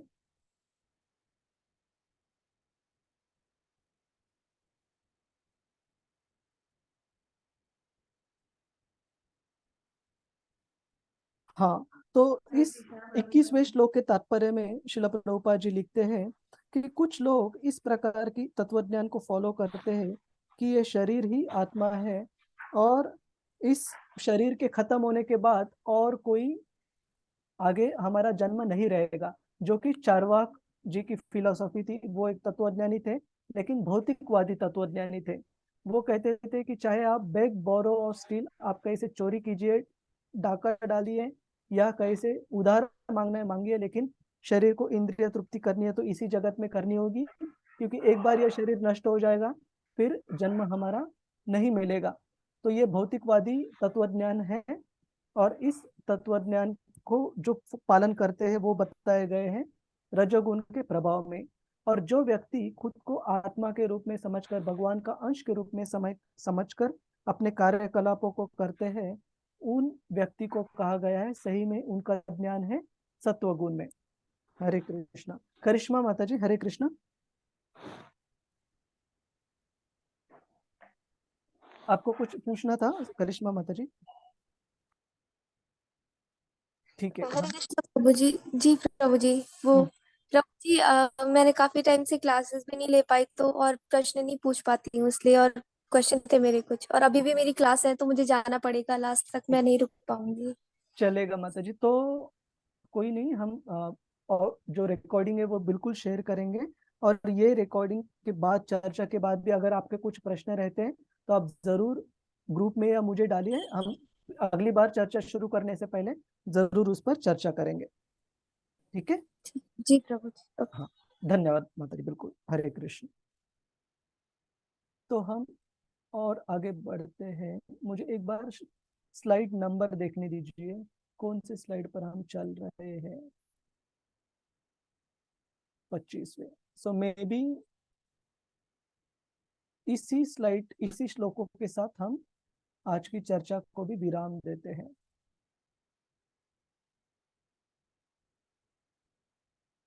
तो हमने देखा कि ज्ञान भगवान कृष्ण सत्वगुण, रजोगुण और तमोगुण में किस प्रकार से विभाजन कर रहे हैं। उसी प्रकार से जो समझ है उसको भी भगवान कृष्ण तीन गुणों में जो कार्य है उसको भी भगवान कृष्ण तीन गुणों में यहाँ पर विभाजन कर रहे हैं। तो कोई भक्त श्लोक क्रमांक 23, 24 और 25 तीनों का केवल अनुवाद पढ़ना है। हरे कृष्ण। हरे कृष्ण प्रभु जी।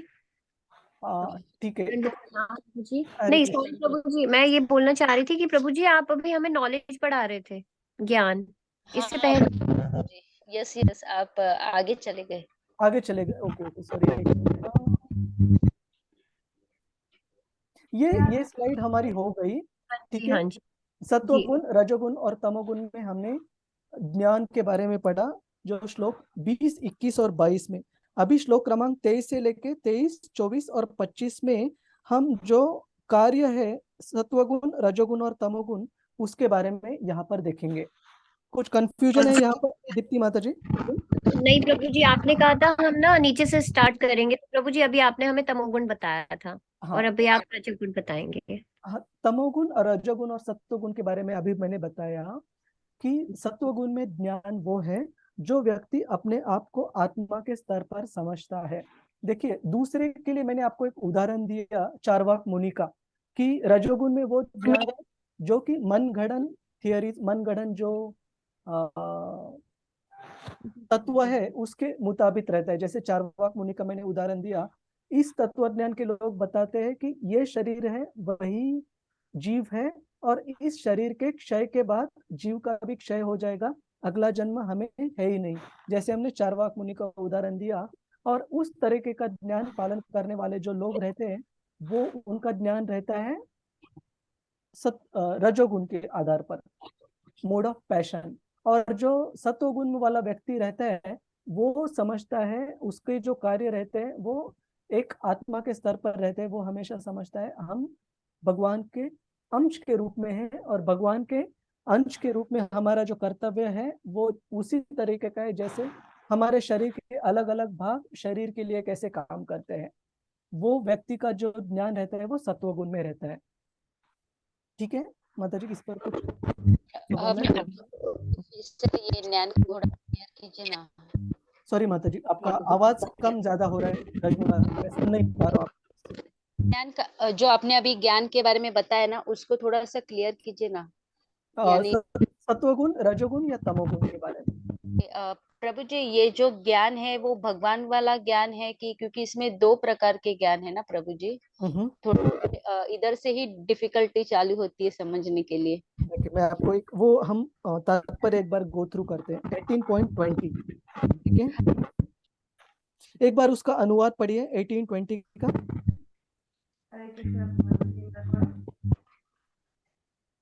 शशि माता जी, आपका आवाज काफी कम आ रहा है।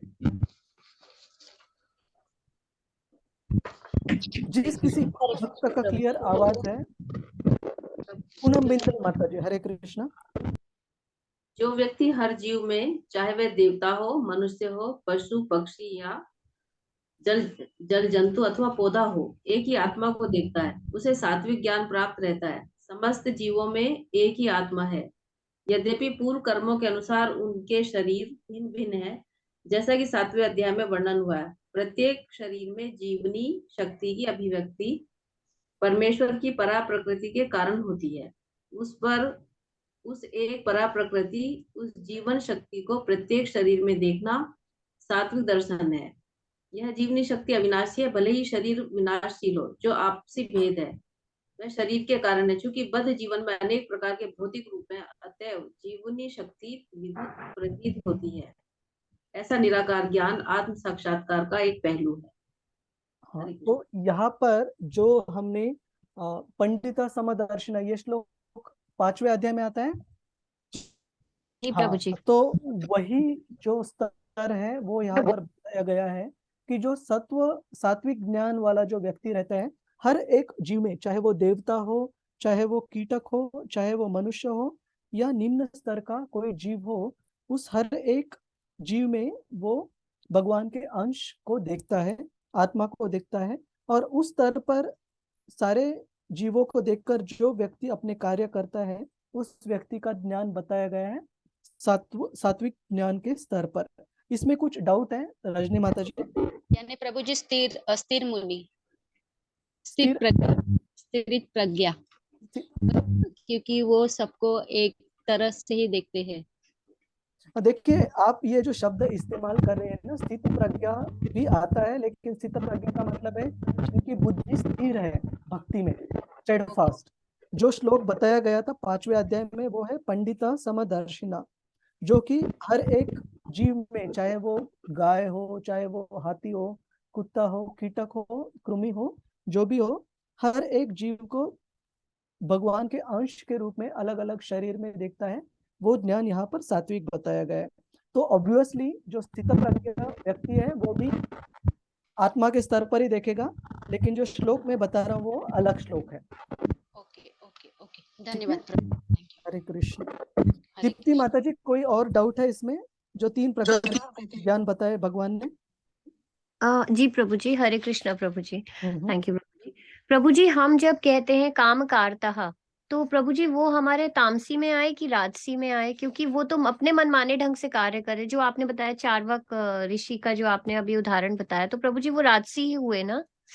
वो राजसी की काम है, मोड ऑफ पैशन, कि जो मन गढ़ंत तत्वों के अनुसार खुद के जीवन को चलाते हैं, है ना जी। मैं आपको हम नाम नहीं लेना चाहता, लेकिन आज के इस समाज में भी ऐसे व्यक्ति और उनके अनुयायी उपस्थित हैं। आपको एक उदाहरण दे सकता हूं मैं। पुणे में जब मैं इंजीनियरिंग कर रहा था, एक ऐसे मठ मतलब एक ऐसे आश्रम स्थापित है और बहुत मेन रोड पर है, अंदर भी नहीं है, जहाँ भी उनके गुरु को अर्पण करने के लिए सिगरेट चढ़ाई जाती है ना। तो ये भी एक प्रकार का उदाहरण हो गया कि मनगढ़ंत तत्व ज्ञान को स्वीकार कर अपनी साधना करने की कोशिश कर रहे हैं अलग अलग थियरीज से। ठीक है। तो ये जो मेंटल स्पेकुलेशन के तत्वज्ञान के ऊपर जो भी कार्यकलाप करते हैं वो ज्ञान रजोगुण के स्तर पर रहता है। जी हाँ जी प्रभु जी, थैंक यू प्रभु जी, हरे कृष्णा, धन्यवाद। तो मेरे ख्याल से अभी यहीं पर हम कंक्लूड करते हैं। किसी की कोई टिक्का टिप्पणी या प्रश्न है तो हम यहाँ पर लेते हैं, और बाकी बचे हुए जो स्लाइड्स हैं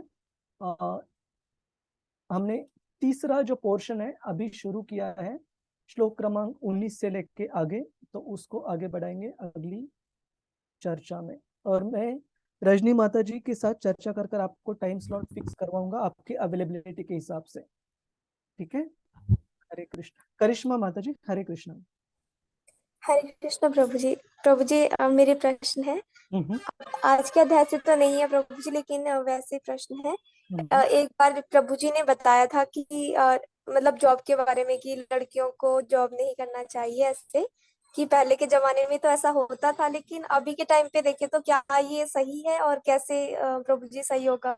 और अगर ऐसा है कि शादी के बाद उनके हस्बैंड की डेथ हो जाती है, किसी के हस्बैंड की, तो फिर वो अपने बच्चों को कैसे पालेगी अगर जॉब नहीं करना चाहिए? तो प्रभु जी ने बोला था कि रिश्तेदारों से मांगना चाहिए, तो आजकल के जमाने में तो ये पॉसिबल ही नहीं है ना, कोई किसी को देता नहीं है प्रभु जी, तो इसके बारे में थोड़ा। देखिए, वैदिक संस्कृति में जिस तरीके से वर्णाश्रम चलता था और आज जिस तरीके से उस वर्णाश्रम का विकृत रूप हो गया, और श्रील प्रभुपाद जी अपने तात्पर्य में भी बताते हैं ये बात, तो बिल्कुल आदर्श रूप के वर्णाश्रम संस्था में जरूर जो प्रभु जी बोल रहे हैं कि शुरू के वैदिक संस्कृति में कभी भी जो कुटुंब रहता था वो एकत्रित कुटुंब पद्धति रहती थी कि सब एक साथ रहते थे। उसमें अगर किसी कुटुंब का एक व्यक्ति रहता भी नहीं है, कुछ हो जाता है उसको, तो भी बाकी कुटुंब के सदस्यों का ध्यान रखने के लिए, चिंता करने के लिए पूरा जो कुटुंब था वो एक साथ रहता था। आजकल की कुटुंब पद्धति में जहाँ की न्यूक्लियर फैमिली आ गई है, हस्बैंड वाइफ और एक या दो दो बच्चे भी आजकल बहुत रेयर हो गया है। मतलब अभी जो मेरे जूनियर कजिन्स है जो मुझसे छोटे हैं, बहुत सारे कजिन्स के एक एक बच्चे ही है, क्योंकि हस्बैंड वाइफ जॉब करने के बावजूद उन दोनों को इतनी लायबिलिटी लगते हैं कि एक ही बच्चे को बड़े करने में काफी जिम्मेदारी उठानी पड़ रही है, तो वो भी उनको कठिन लगता है। तो आजकल के समाज में माता जी आप जो कह रही है बिल्कुल सही है कि दिन ब दिन काफी मुश्किल है उन वैदिक तत्वों के आधार पर अवलंबन रहना कि अगर कुछ हो जाता है भला बुरा तो उन तत्वों का सहारा लेकर क्या हम हमारे जीवन को जी सकते हैं। तो आपको मैं दोनों प्रकार के उदाहरण दूंगा और उससे मैं आपको कंक्लूजन निकालने के लिए बोलूंगा कि दोनों प्रकार के उदाहरण हैं जहाँ के हस्बैंड और वाइफ दोनों जॉब कर रहे हैं और गृह गृहस्थी को चलाने में मदद कर रहे हैं और सारी जिम्मेदारियां भी साथ में शेयर कर रहे हैं। लेकिन मेन और दूसरी केस में कि हस्बैंड सिर्फ जॉब कर रहा है लेकिन वाइफ मदद कर रही है घर को बहुत अच्छे से चलाने में और बच्चों की तरफ अच्छे से ध्यान देने में। दोनों में सक्सेस तभी है अगर हस्बैंड और वाइफ कृष्ण भावना में आगे बढ़ने के लिए दोनों को सपोर्ट करे, एक दूसरे को सपोर्ट करे और प्रेरणा दे दे। और अगर वो मुद्दा साथ कृष्ण अगर घर का सेंटर नहीं रहा तो चाहे वाइफ जॉब कर रही हो या नहीं कर रही हो, दोनों केस में घर में कुरुक्षेत्र जरूर होगा। ठीक है माता जी। तो प्रभु जी जो बोल रहे थे वो वैदिक संस्कृति के अनुसार बोल रहे थे, जो कि वैदिक संस्कृति में सही है। लेकिन आजकल वैदिक संस्कृति शिल प्रभुपाद जी खुद लिखते हैं तात्पर्य में कि न्यूक्लियर फैमिली की वजह से और कलयुग के डिटोरियोरेशन की वजह से उस पहले जैसी वो संस्कृति नहीं रही माता जी। तो आप जो बोल रहे क्या करना चाहिए, इसका तो एक यूनिफॉर्म उत्तर देना बहुत मुश्किल है माता जी, वो केस टू केस डिपेंड करता है। जैसे मैं मेरी अपनी घर में बता सकता हूँ कि मेरी वाइफ अच्छे से क्वालिफाइड है और वो शादी से पहले जॉब भी करती थी, और मैंने कभी उसको शादी के बाद कहा नहीं कि तुम जॉब छोड़ो या तुम जॉब करो, दोनों भी कभी कहा नहीं। लेकिन हम दोनों की कॉमन अंडरस्टैंडिंग की वजह से हमने ये तय किया कि हम काफी अलग अलग जगह पर रहे भारत के बाहर, तो वहां पर अगर रह के बच्चों को अच्छे से संस्कार देने हैं तो बहुत जरूरी है उसका ध्यान होना बच्चों की तरफ। और ये हमारी म्यूचुअल अंडरस्टैंडिंग थी जिससे उसने जॉब न करने की सोची, लेकिन she is very well qualified. और हमारी कभी मिसअंडरस्टैंडिंग भी उसकी तरफ से नहीं होती कि मैं कमा कर ला रहा हूँ, तुम क्या कर रहे हो, ऐसे बिल्कुल नहीं। मैं मानता हूँ कि उसकी सपोर्ट की वजह से ही घर चल रहा है, उसकी सपोर्ट की वजह से ही बच्चों को संस्कार हो रहे हैं। अगर वो नहीं होते तो पूरा गृहस्थी का जो फोकस है वो बिगड़ जाता। ये एक उदाहरण है। दूसरा उदाहरण भी आपको अलग अलग भक्तों के फैमिली से मैं दे सकता हूँ, जहाँ हस्बैंड वाइफ दोनों जॉब कर रहे हैं और कृष्ण भावना में अच्छे से सेवा भी कर रहे हैं। बस यही है कि दोनों की अंडरस्टैंडिंग भगवान कृष्ण को सेंटर में रख कर होने चाहिए। अगर वो नहीं रही, भौतिक चीजों के ऊपर हमारी अंडरस्टैंडिंग रही, तो भौतिक प्रगति कितनी भी क्यों ना की जाए वो कमी रहती है। ऐसे आपको कभी नहीं लगेगा कि अभी हस्बैंड वाइफ दोनों कमा रहे तो सफिशिएंट घर में चीजें आ रही है। ठीक है माता जी, मुझे पता नहीं मैंने आपको अच्छे से उत्तर दिया क्या नहीं, जी लेकिन ये subjective case to case basis पे डिपेंड करता है माता जी। एक चीज बिल्कुल होनी चाहिए जो यूनिफॉर्म है, कि बच्चियों को पढ़ाते वक्त उनको इस तरीके से एजुकेशन देना चाहिए कि जरूरत आने पर, अगर जरूरत पड़ी तो वो अपने पैर पर खड़ी होनी चाहिए। ये जरूर करना चाहिए आज के समाज में, वो यूनिफॉर्मली मैं बता सकता हूँ। ठीक है, लेकिन जो जॉब करना है नहीं करना है वो हस्बैंड वाइफ दोनों की म्यूचुअल अंडरस्टैंडिंग के बेसिस पर होना चाहिए। जी प्रभु जी, कि प्रभु जी यही मुझे पूछना था। और प्रभु जी एक और प्रश्न था कि जैसे अभी तो हमने दीक्षा नहीं ली है, लेकिन हो जाती है कुछ गलतियां, तो अभी उतना मतलब बुरा तो लगता है, हम सुधारने की कोशिश करते हैं, लेकिन अगर दीक्षा के बाद कोई अपराध कर दे तो उसको क्या करना चाहिए, फिर क्या होता है उसके साथ? ये बहुत बहुत अच्छा प्रश्न है और बहुत प्रैक्टिकल सवाल है, क्योंकि आप में से काफी भक्त इंस्पायर कर रहे हैं हिज होलीनेस जय पताका स्वामी महाराज से दीक्षा लेने के लिए। तो ये हमने जरूर प्रयास करना चाहिए। हमारा कर्तव्य, कर्तव्य से भी दूसरा शब्द कौन सा है और अच्छा हिंदी में, जिम्मेदारी को समझने के लिए, जिम्मेदारी, उत्तरा, क्या बोलते हैं उसको, दृढ़ता, दृढ़ता नहीं, रिस्पॉन्सिबिलिटी, प्रभु जी। उत्तरदायित्व। हाँ, उत्तरदायित्व ये सही शब्द है। हमारा उत्तरदायित्व समझना चाहिए कि हमारे कार्यों से हम डायरेक्टली हमारे गुरु महाराज को अफेक्ट कर रहे हैं, उनकी शरीर को हम हानि पहुंचा रहे हैं, उनको हम दिक्कतें बढ़ा रहे हैं, अगर हम भक्ति के तत्वों का अच्छे से पालन नहीं कर रहे हैं। लेकिन क्या इसका मतलब यह है कि हम डर के मारे दीक्षा ही ना लें? ये भी बिल्कुल गलत है, क्योंकि जब तक हम समर्पण करेंगे नहीं, श्रील प्रभुपाद जी की आज्ञाओं का, आदेशों का पालन कैसे करेंगे, अपने आप को सेवा में कैसे जोड़ेंगे, है ना? क्योंकि दीक्षा लेना ये भी एक समर्पण का दर्शक है, ये भी एक समर्पण का ही सिम्टम है ना? तो जब तक आप वो कमिटमेंट करने के लिए तैयार नहीं हो, तब तक आप एक लेवल खुद को पीछे रख रहे हो। तो दीक्षा लेना भी जरूरी है, और दीक्षा के साथ साथ हमारा जो उत्तरदायित्व है उसको समझना भी जरूरी है। तो डरने की जरूरत नहीं है। The fear should be a constructive fear, कि मैं कुछ, और केवल हमारे गलत बर्ताव से नहीं, गलत बर्ताव करने से पहले हमने ये भी सोचना चाहिए कि मैं अगर कुछ गलत बर्ताव करता हूँ, कि समझो मेरे स्पाउस को अगर मैं ठीक से नहीं संभालता हूँ, अगर मेरे बच्चों के साथ मैं पिता के रूप में अच्छे से मेरा जो आदान प्रदान है, मेरे जो स्वभाव है उसको मैं ठीक से नहीं करता हूँ, तो मैं अपने गुरु को भी एक गलत रूप में प्रस्तुत कर रहा हूँ। कि सबसे पहले अगर मेरा बर्ताव गलत रहेगा, तो मेरी वाइफ, मेरे पेरेंट्स, मेरे इन लॉज, मेरे रिलेटिव सबसे पहले क्या सोचेंगे कि ये व्यक्ति कृष्ण भावना के मंदिर में जाता है, और कृष्ण भावना आंदोलन से जुड़ा होने के कारण इसके जो, देखो ये गलत चीजें सिखाई है, इसका जो बर्ताव है ये गलत है, क्योंकि इसने गलत सीख प्राप्त की है इनके आंदोलन द्वारा, और हमने भी इसमें भाग नहीं लेना चाहिए। तो कभी भी हमारी सोच होनी चाहिए कि हम हमारी पूरी संस्था को रिप्रेजेंट कर रहे हैं, हमारे गुरु को रिप्रेजेंट कर रहे हैं। तो अगर हमारा समर्पण अच्छा रहेगा, तो जो क्रेडिट जाएगा वो किसको जाएगा? हमारे गुरु परंपरा को जाएगा। और अगर हम कुछ गलत कार्य करेंगे तो उसका जो डिस्क्रेडिट जाएगा वो भी किसको जाएगा? हमारे गुरु और गुरु परंपरा को ही जाएगा।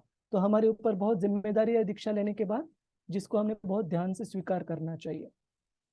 ठीक है करिश्मा माता जी? जी जी प्रभु जी। और प्रभु जी एक बार आपने बताया था कि जब हम दीक्षा लेंगे तो उसके बाद भी बहुत फर्क आ जाते हैं, बहुत तो उस फर्क आ टाइम जाएगा। से लेके अभी तक जैसे जैसे दीक्षा का टाइम पास पास आ रहा है, तो मुझे भी लग रहा है कि कुछ ज्यादा मतलब अच्छे से मैं कर पा रही हूँ चीजें, तो उसका, और मुझे ऐसा मतलब विश्वास हो रहा है कि उसके बाद मैं और अच्छे से कर पाऊंगी। तो जैसे जैसे हम गुरु के बारे में सोच रहे हैं कि हमें गुरु के लिए उनके स्वास्थ्य पे कोई फर्क, हमारी वजह से कुछ गलत नहीं पड़ना चाहिए, हमारी जिम्मेदारी है, तो अच्छे से कर पा रही हूँ प्रभु जी। और प्रभु जी एक और था कि जैसे मैंने देखा है जैसे यूथ बैच में भी मैं हूँ, वहां पर भी कई सारी माता जी प्रभु जी हैं। तो मेरा ये होता है कि मैं सेवा ले लेती हूँ, जैसे मतलब पढ़ाने का या कोई भी हो तो मैं सेवा ले लेती हूँ बहुत सारी।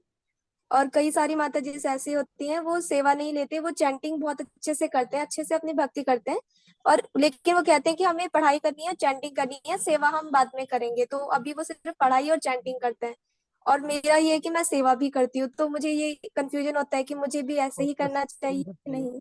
देखिए, दो चीजें मैं इसमें बताऊंगा कि एक तो आपके लिए क्या सही है, लेकिन दूसरे भक्तों की तरफ देखने का हमारा दृष्टिकोण क्या होना चाहिए। हम सेवा क्यों कर रहे हैं, इसका कारण हमें सबसे पहले खुद को उत्तर देना चाहिए। क्यों कर रहे हैं आप बताइए, क्यों करनी चाहिए सेवा हमने? भगवान के लिए। ओके, भगवान के लिए। और कुछ? और हम भक्ति में प्रगति करें और भगवान के नाम का प्रचार हो। हाँ, ये भी। और कुछ? भगवान को प्रसन्न करने के लिए समर्पित भाव से। समर्पित भाव से प्रसन्न करने के लिए। लेकिन हमारे जो परम गुरु है श्रीला प्रभुपाद, और हमारे जो दीक्षा देने वाले गुरु है और जो शिक्षा गुरु है, उनके प्रति हमारे कृतज्ञ भाव जताने के लिए कि हमें जो कृपा प्राप्त हुई है उनसे, वो कृपा हम जितना हो सके शेयर करके उनके प्रति हमारी सेवा अर्पण करना चाहते हैं, ताकि हम केवल हमारा ही जीवन परिपूर्ण नहीं करना चाहते हैं। अगर वैसे करना होता तो श्रीला प्रभुपाद जी को पाश्चात्य देश में जाने की कभी जरूरत नहीं थी।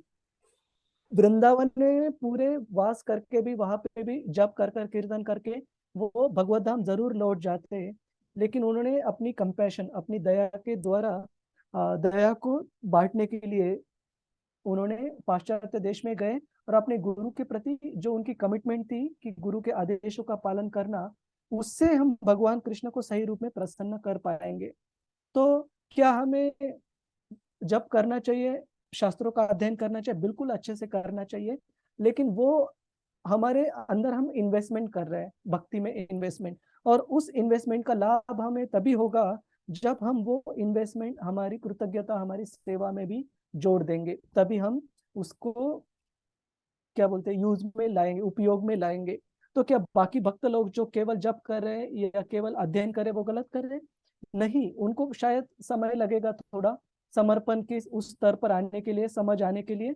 तो हम जरूर प्रार्थना कर सकते भगवान को कि उनको भी प्रेरणा दीजिए, लेकिन उनको कभी ये नहीं समझना चाहिए कि वो भक्ति के स्तर पर निचले स्तर पर है। ठीक है माता जी, तो दूसरों को समझते वक्त हमारी अंडरस्टैंडिंग ये होनी चाहिए कि भगवान कृष्ण से जोड़ रहे हैं, यही बड़ी बात है। तो कोई नहीं, कुछ समय बाद उनका समर्पण और बढ़ेगा और सेवा की भी प्रेरणा और बढ़ेगी। लेकिन हमारी केस में हमारी साधना हमें अच्छी रखनी है, ताकि हमें प्रचार प्रसार के लिए शक्ति प्राप्त हो भगवान की भक्ति से। जी प्रभु जी, थैंक यू प्रभु जी, मैंने ज्यादा टाइम नहीं लिया। प्रभु जी एक्चुअली उन्होंने, जब हमारी बात होती है तो यूथ जो माता जी है उन्होंने मुझे बोला कि आप भी अभी सेवा मत लो, पढ़ाई कर लो, तो इसलिए मैंने क्वेश्चन पूछ लिया प्रभु जी। प्रभु जी एक और थोड़ा सा क्वेश्चन था कि अभी रामनवमी हुई थी तो मैं फंड इकट्ठा करने गई थी थोड़ा, जैसे गलियों में, और वहां पे तो थोड़ा लोग अजीब अजीब सा बोल रहे थे। तो ऐसा लगा कि क्या ये सही है नहीं है, तो इस बारे में थोड़ा सा। देखिए, ये बहुत महत्वपूर्ण मुद्दा है, और इस पर मैं एक चीज बताना चाहूंगा कि Krishna consciousness is a life time process. ये पूरे जन्मों जन्मांतर की विधि है। जब तक हम भगवत धाम नहीं जाते, तो एक भक्त ने जरूर प्लानिंग ऐसी करनी चाहिए, हमारे भक्ति की जो परवरिश है, जो प्रोटेक्शन है, वो ऐसे करना चाहिए कि किसी भी स्थिति में हमारा जो विश्वास है, हमारी जो श्रद्धा है, वो ढलनी नहीं चाहिए।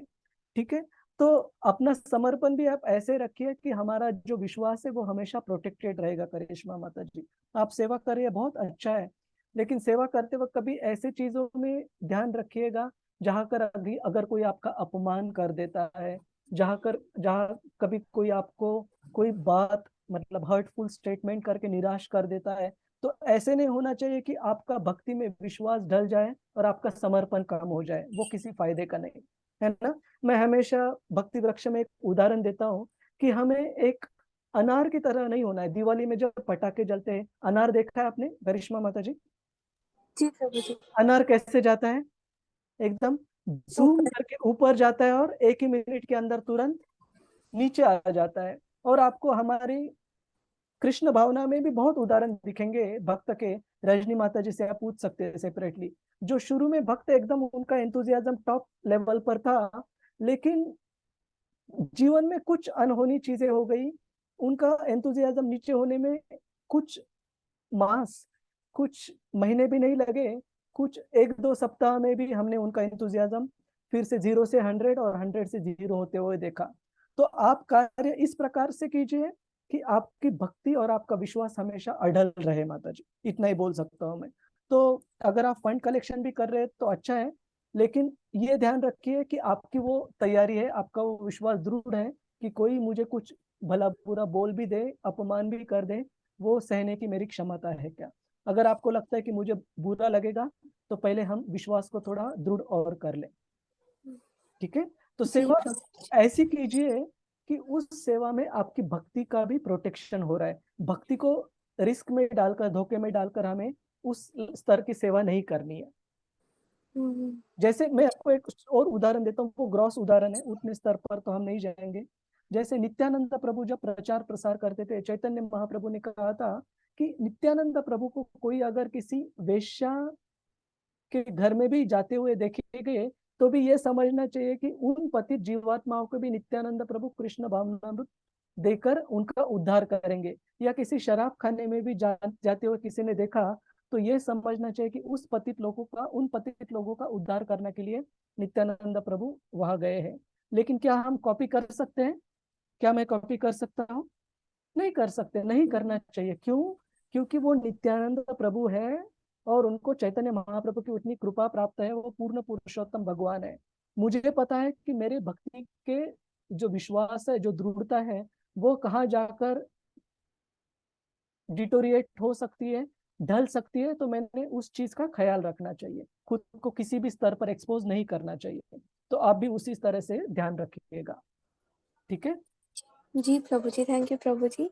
हरे प्रभु कृष्ण। जी मुझे बुरा तो नहीं लगा था उनका, लेकिन ऐसा था कि जब हम फंड लेके आए तो माता जी ने और मैंने डिस्कस किया कि शायद लोगों के माइंड में ये जा रहा है कि बिल्कुल हो कौन सकता है। कौन केवल पैसों के लिए ही सब कर रहा है, तो ऐसा ना जाए, ऐसा वाला। ये भी हमने बिल्कुल सही कहा आपने, ये भी हमने ध्यान रखना चाहिए कि उनकी संस्था के प्रति जो परसेप्शन है, जो दृष्टिकोण है, वो भी बिगड़ना नहीं चाहिए हमारे किसी कार्य से। और हम इसके लिए स्पेसिफिकली जो वरिष्ठ भक्त है, नामनिष्ठ प्रभु है, उनसे भी 1-2 बार गाइडेंस ले सकते हैं। और आप तो अभी देखिए, आप एक विद्यार्थिनी है, आपकी अभी शिक्षा ही चल रही है, एजुकेशन ही चल रहा है माता जी। जी जी तो प्रभु जी। आप ऐसे भी सोच सकते हैं कि एक बार, मैं ऐसे सोचता था जब मैं स्टूडेंट था, कि एक बार जो वृक्ष है इसको अच्छे से बढ़ने दीजिए, फिर उसके जो फल आएंगे उसको हम प्रचुर मात्रा में बांट सकते हैं, है ना। वैसे आप भी आगे चलकर अगर जॉब करती है वगैरह, तो आप भी काफी अपने जीवन में भी काफी बाकी भक्तों को भी प्रेरणा दे सकती है, और जॉब का जो फल आता है उसको भी किसी कई मात्रा में भगवान की सेवा में जोड़ सकती है। तो ये जो आपने पहला मुद्दा बताया फंड रेजिंग करने का, वो टाइम प्लेस एंड सर्कमस्टांस पे डिपेंड रहता है कि लोगों का परसेप्शन क्या है, और उसके लिए आप गाइडेंस 1-to-1 केस बेसिस पर ले सकते हो, ठीक है। उसके लिए कुछ यूनिफॉर्म उत्तर नहीं है, करना चाहिए या नहीं करना चाहिए। जी प्रभु जी, थैंक यू प्रभु जी। हरे कृष्णा। हरे कृष्ण। हरे कृष्णा प्रभु जी, दंडवत प्रणाम। धन्यवाद माता जी। और फंड इकट्ठा करने के लिए प्रभु जी बहुत कुछ सुनना पड़ता है। क्या मंदिर के लिए, क्या एकत्र करने के लिए? फंड इकट्ठा मंदिर के लिए करने के लिए बहुत हाँ। कुछ सुनना पड़ता है। तो इसीलिए मुझे देखिए, फंड रेजिंग की तो मुझे चिंता, लेकिन उससे ज्यादा चिंता मुझे आपके विश्वास की है कि मुझे नहीं चाहिए मैं शशि माता जी को, करिश्मा माता जी को, या बाकी किसी एक दिन आए हुए भक्तों को भी नहीं लूज करना चाहता, उनके विश्वास को ढलने नहीं देना चाहता अगर उसमें रिस्क है तो, ठीक है। तो फंड रेजिंग बिल्कुल करेंगे, जरूर करेंगे, लेकिन वो ऐसे करेंगे कि हमारी भक्ति को प्रोटेक्ट करते हुए। ऐसे नहीं कि आज मन किया, उत्साह किया, कर लिया, लेकिन उस कार्य में हमारे विश्वास को इस तरह के से हानि पहुंची कि हम भक्ति में पहले की जैसे दृढ़ नहीं रहे, वो नतीजा नहीं निकलना चाहिए। जी ठीक है। ठीक है। हरे कृष्णा और प्रभु बाद जी, में जय भी श्री- करिश्मा माता जी, आपको कभी समय मिला तो जरूर रजनी माता जी से मैंने जो उदाहरण उनको अभी बताए हैं उस पर चर्चा कीजिए। हमारे ग्रुप में कुछ कुछ भक्त रह चुके हैं, शुरू में बहुत उत्साही थे, लेकिन उन्होंने अपने विश्वास को दृढ़ होने से पहले ही कुछ घटनाएं हुई और जिसमें उनका विश्वास ढल गया, और बाद में विश्वास को उस स्तर पर लाना बहुत मुश्किल हो गया, बहुत प्रयास करने के बाद भी। तो बहुत ध्यान रखना चाहिए हमने हमारी श्रद्धा के बारे में। ठीक है। जी जी प्रभु जी, हरे हरे कृष्ण। कृष्ण। बहुत बहुत धन्यवाद आप सभी भक्तों का। और भी कुछ प्रश्न रहे तो आप मुझे पिंग कर सकते हैं, रजनी माता जी को पिंग कर सकते हैं, या ग्रुप में भी पिंग कर सकते हैं। वंशा कल्प तरुभ्यश्च कृपा सिंधुभ्य एव च पतितानां पावनेभ्यो वैष्णवेभ्यो नमो नमः। अनंत कोटि वैष्णव वृंद की जय। वैष्णव ठाकुर की जय। श्रील प्रभुपाद की जय। हरे कृष्ण। हरे हरे कृष्ण प्रभु जी, धन्यवाद हरे कृष्ण हरे प्रभु जी, कृष्ण, दंडवत प्रणाम। हरे कृष्ण। धन्यवाद। हरे हरे कृष्णा प्रभु जी, हरे कृष्ण।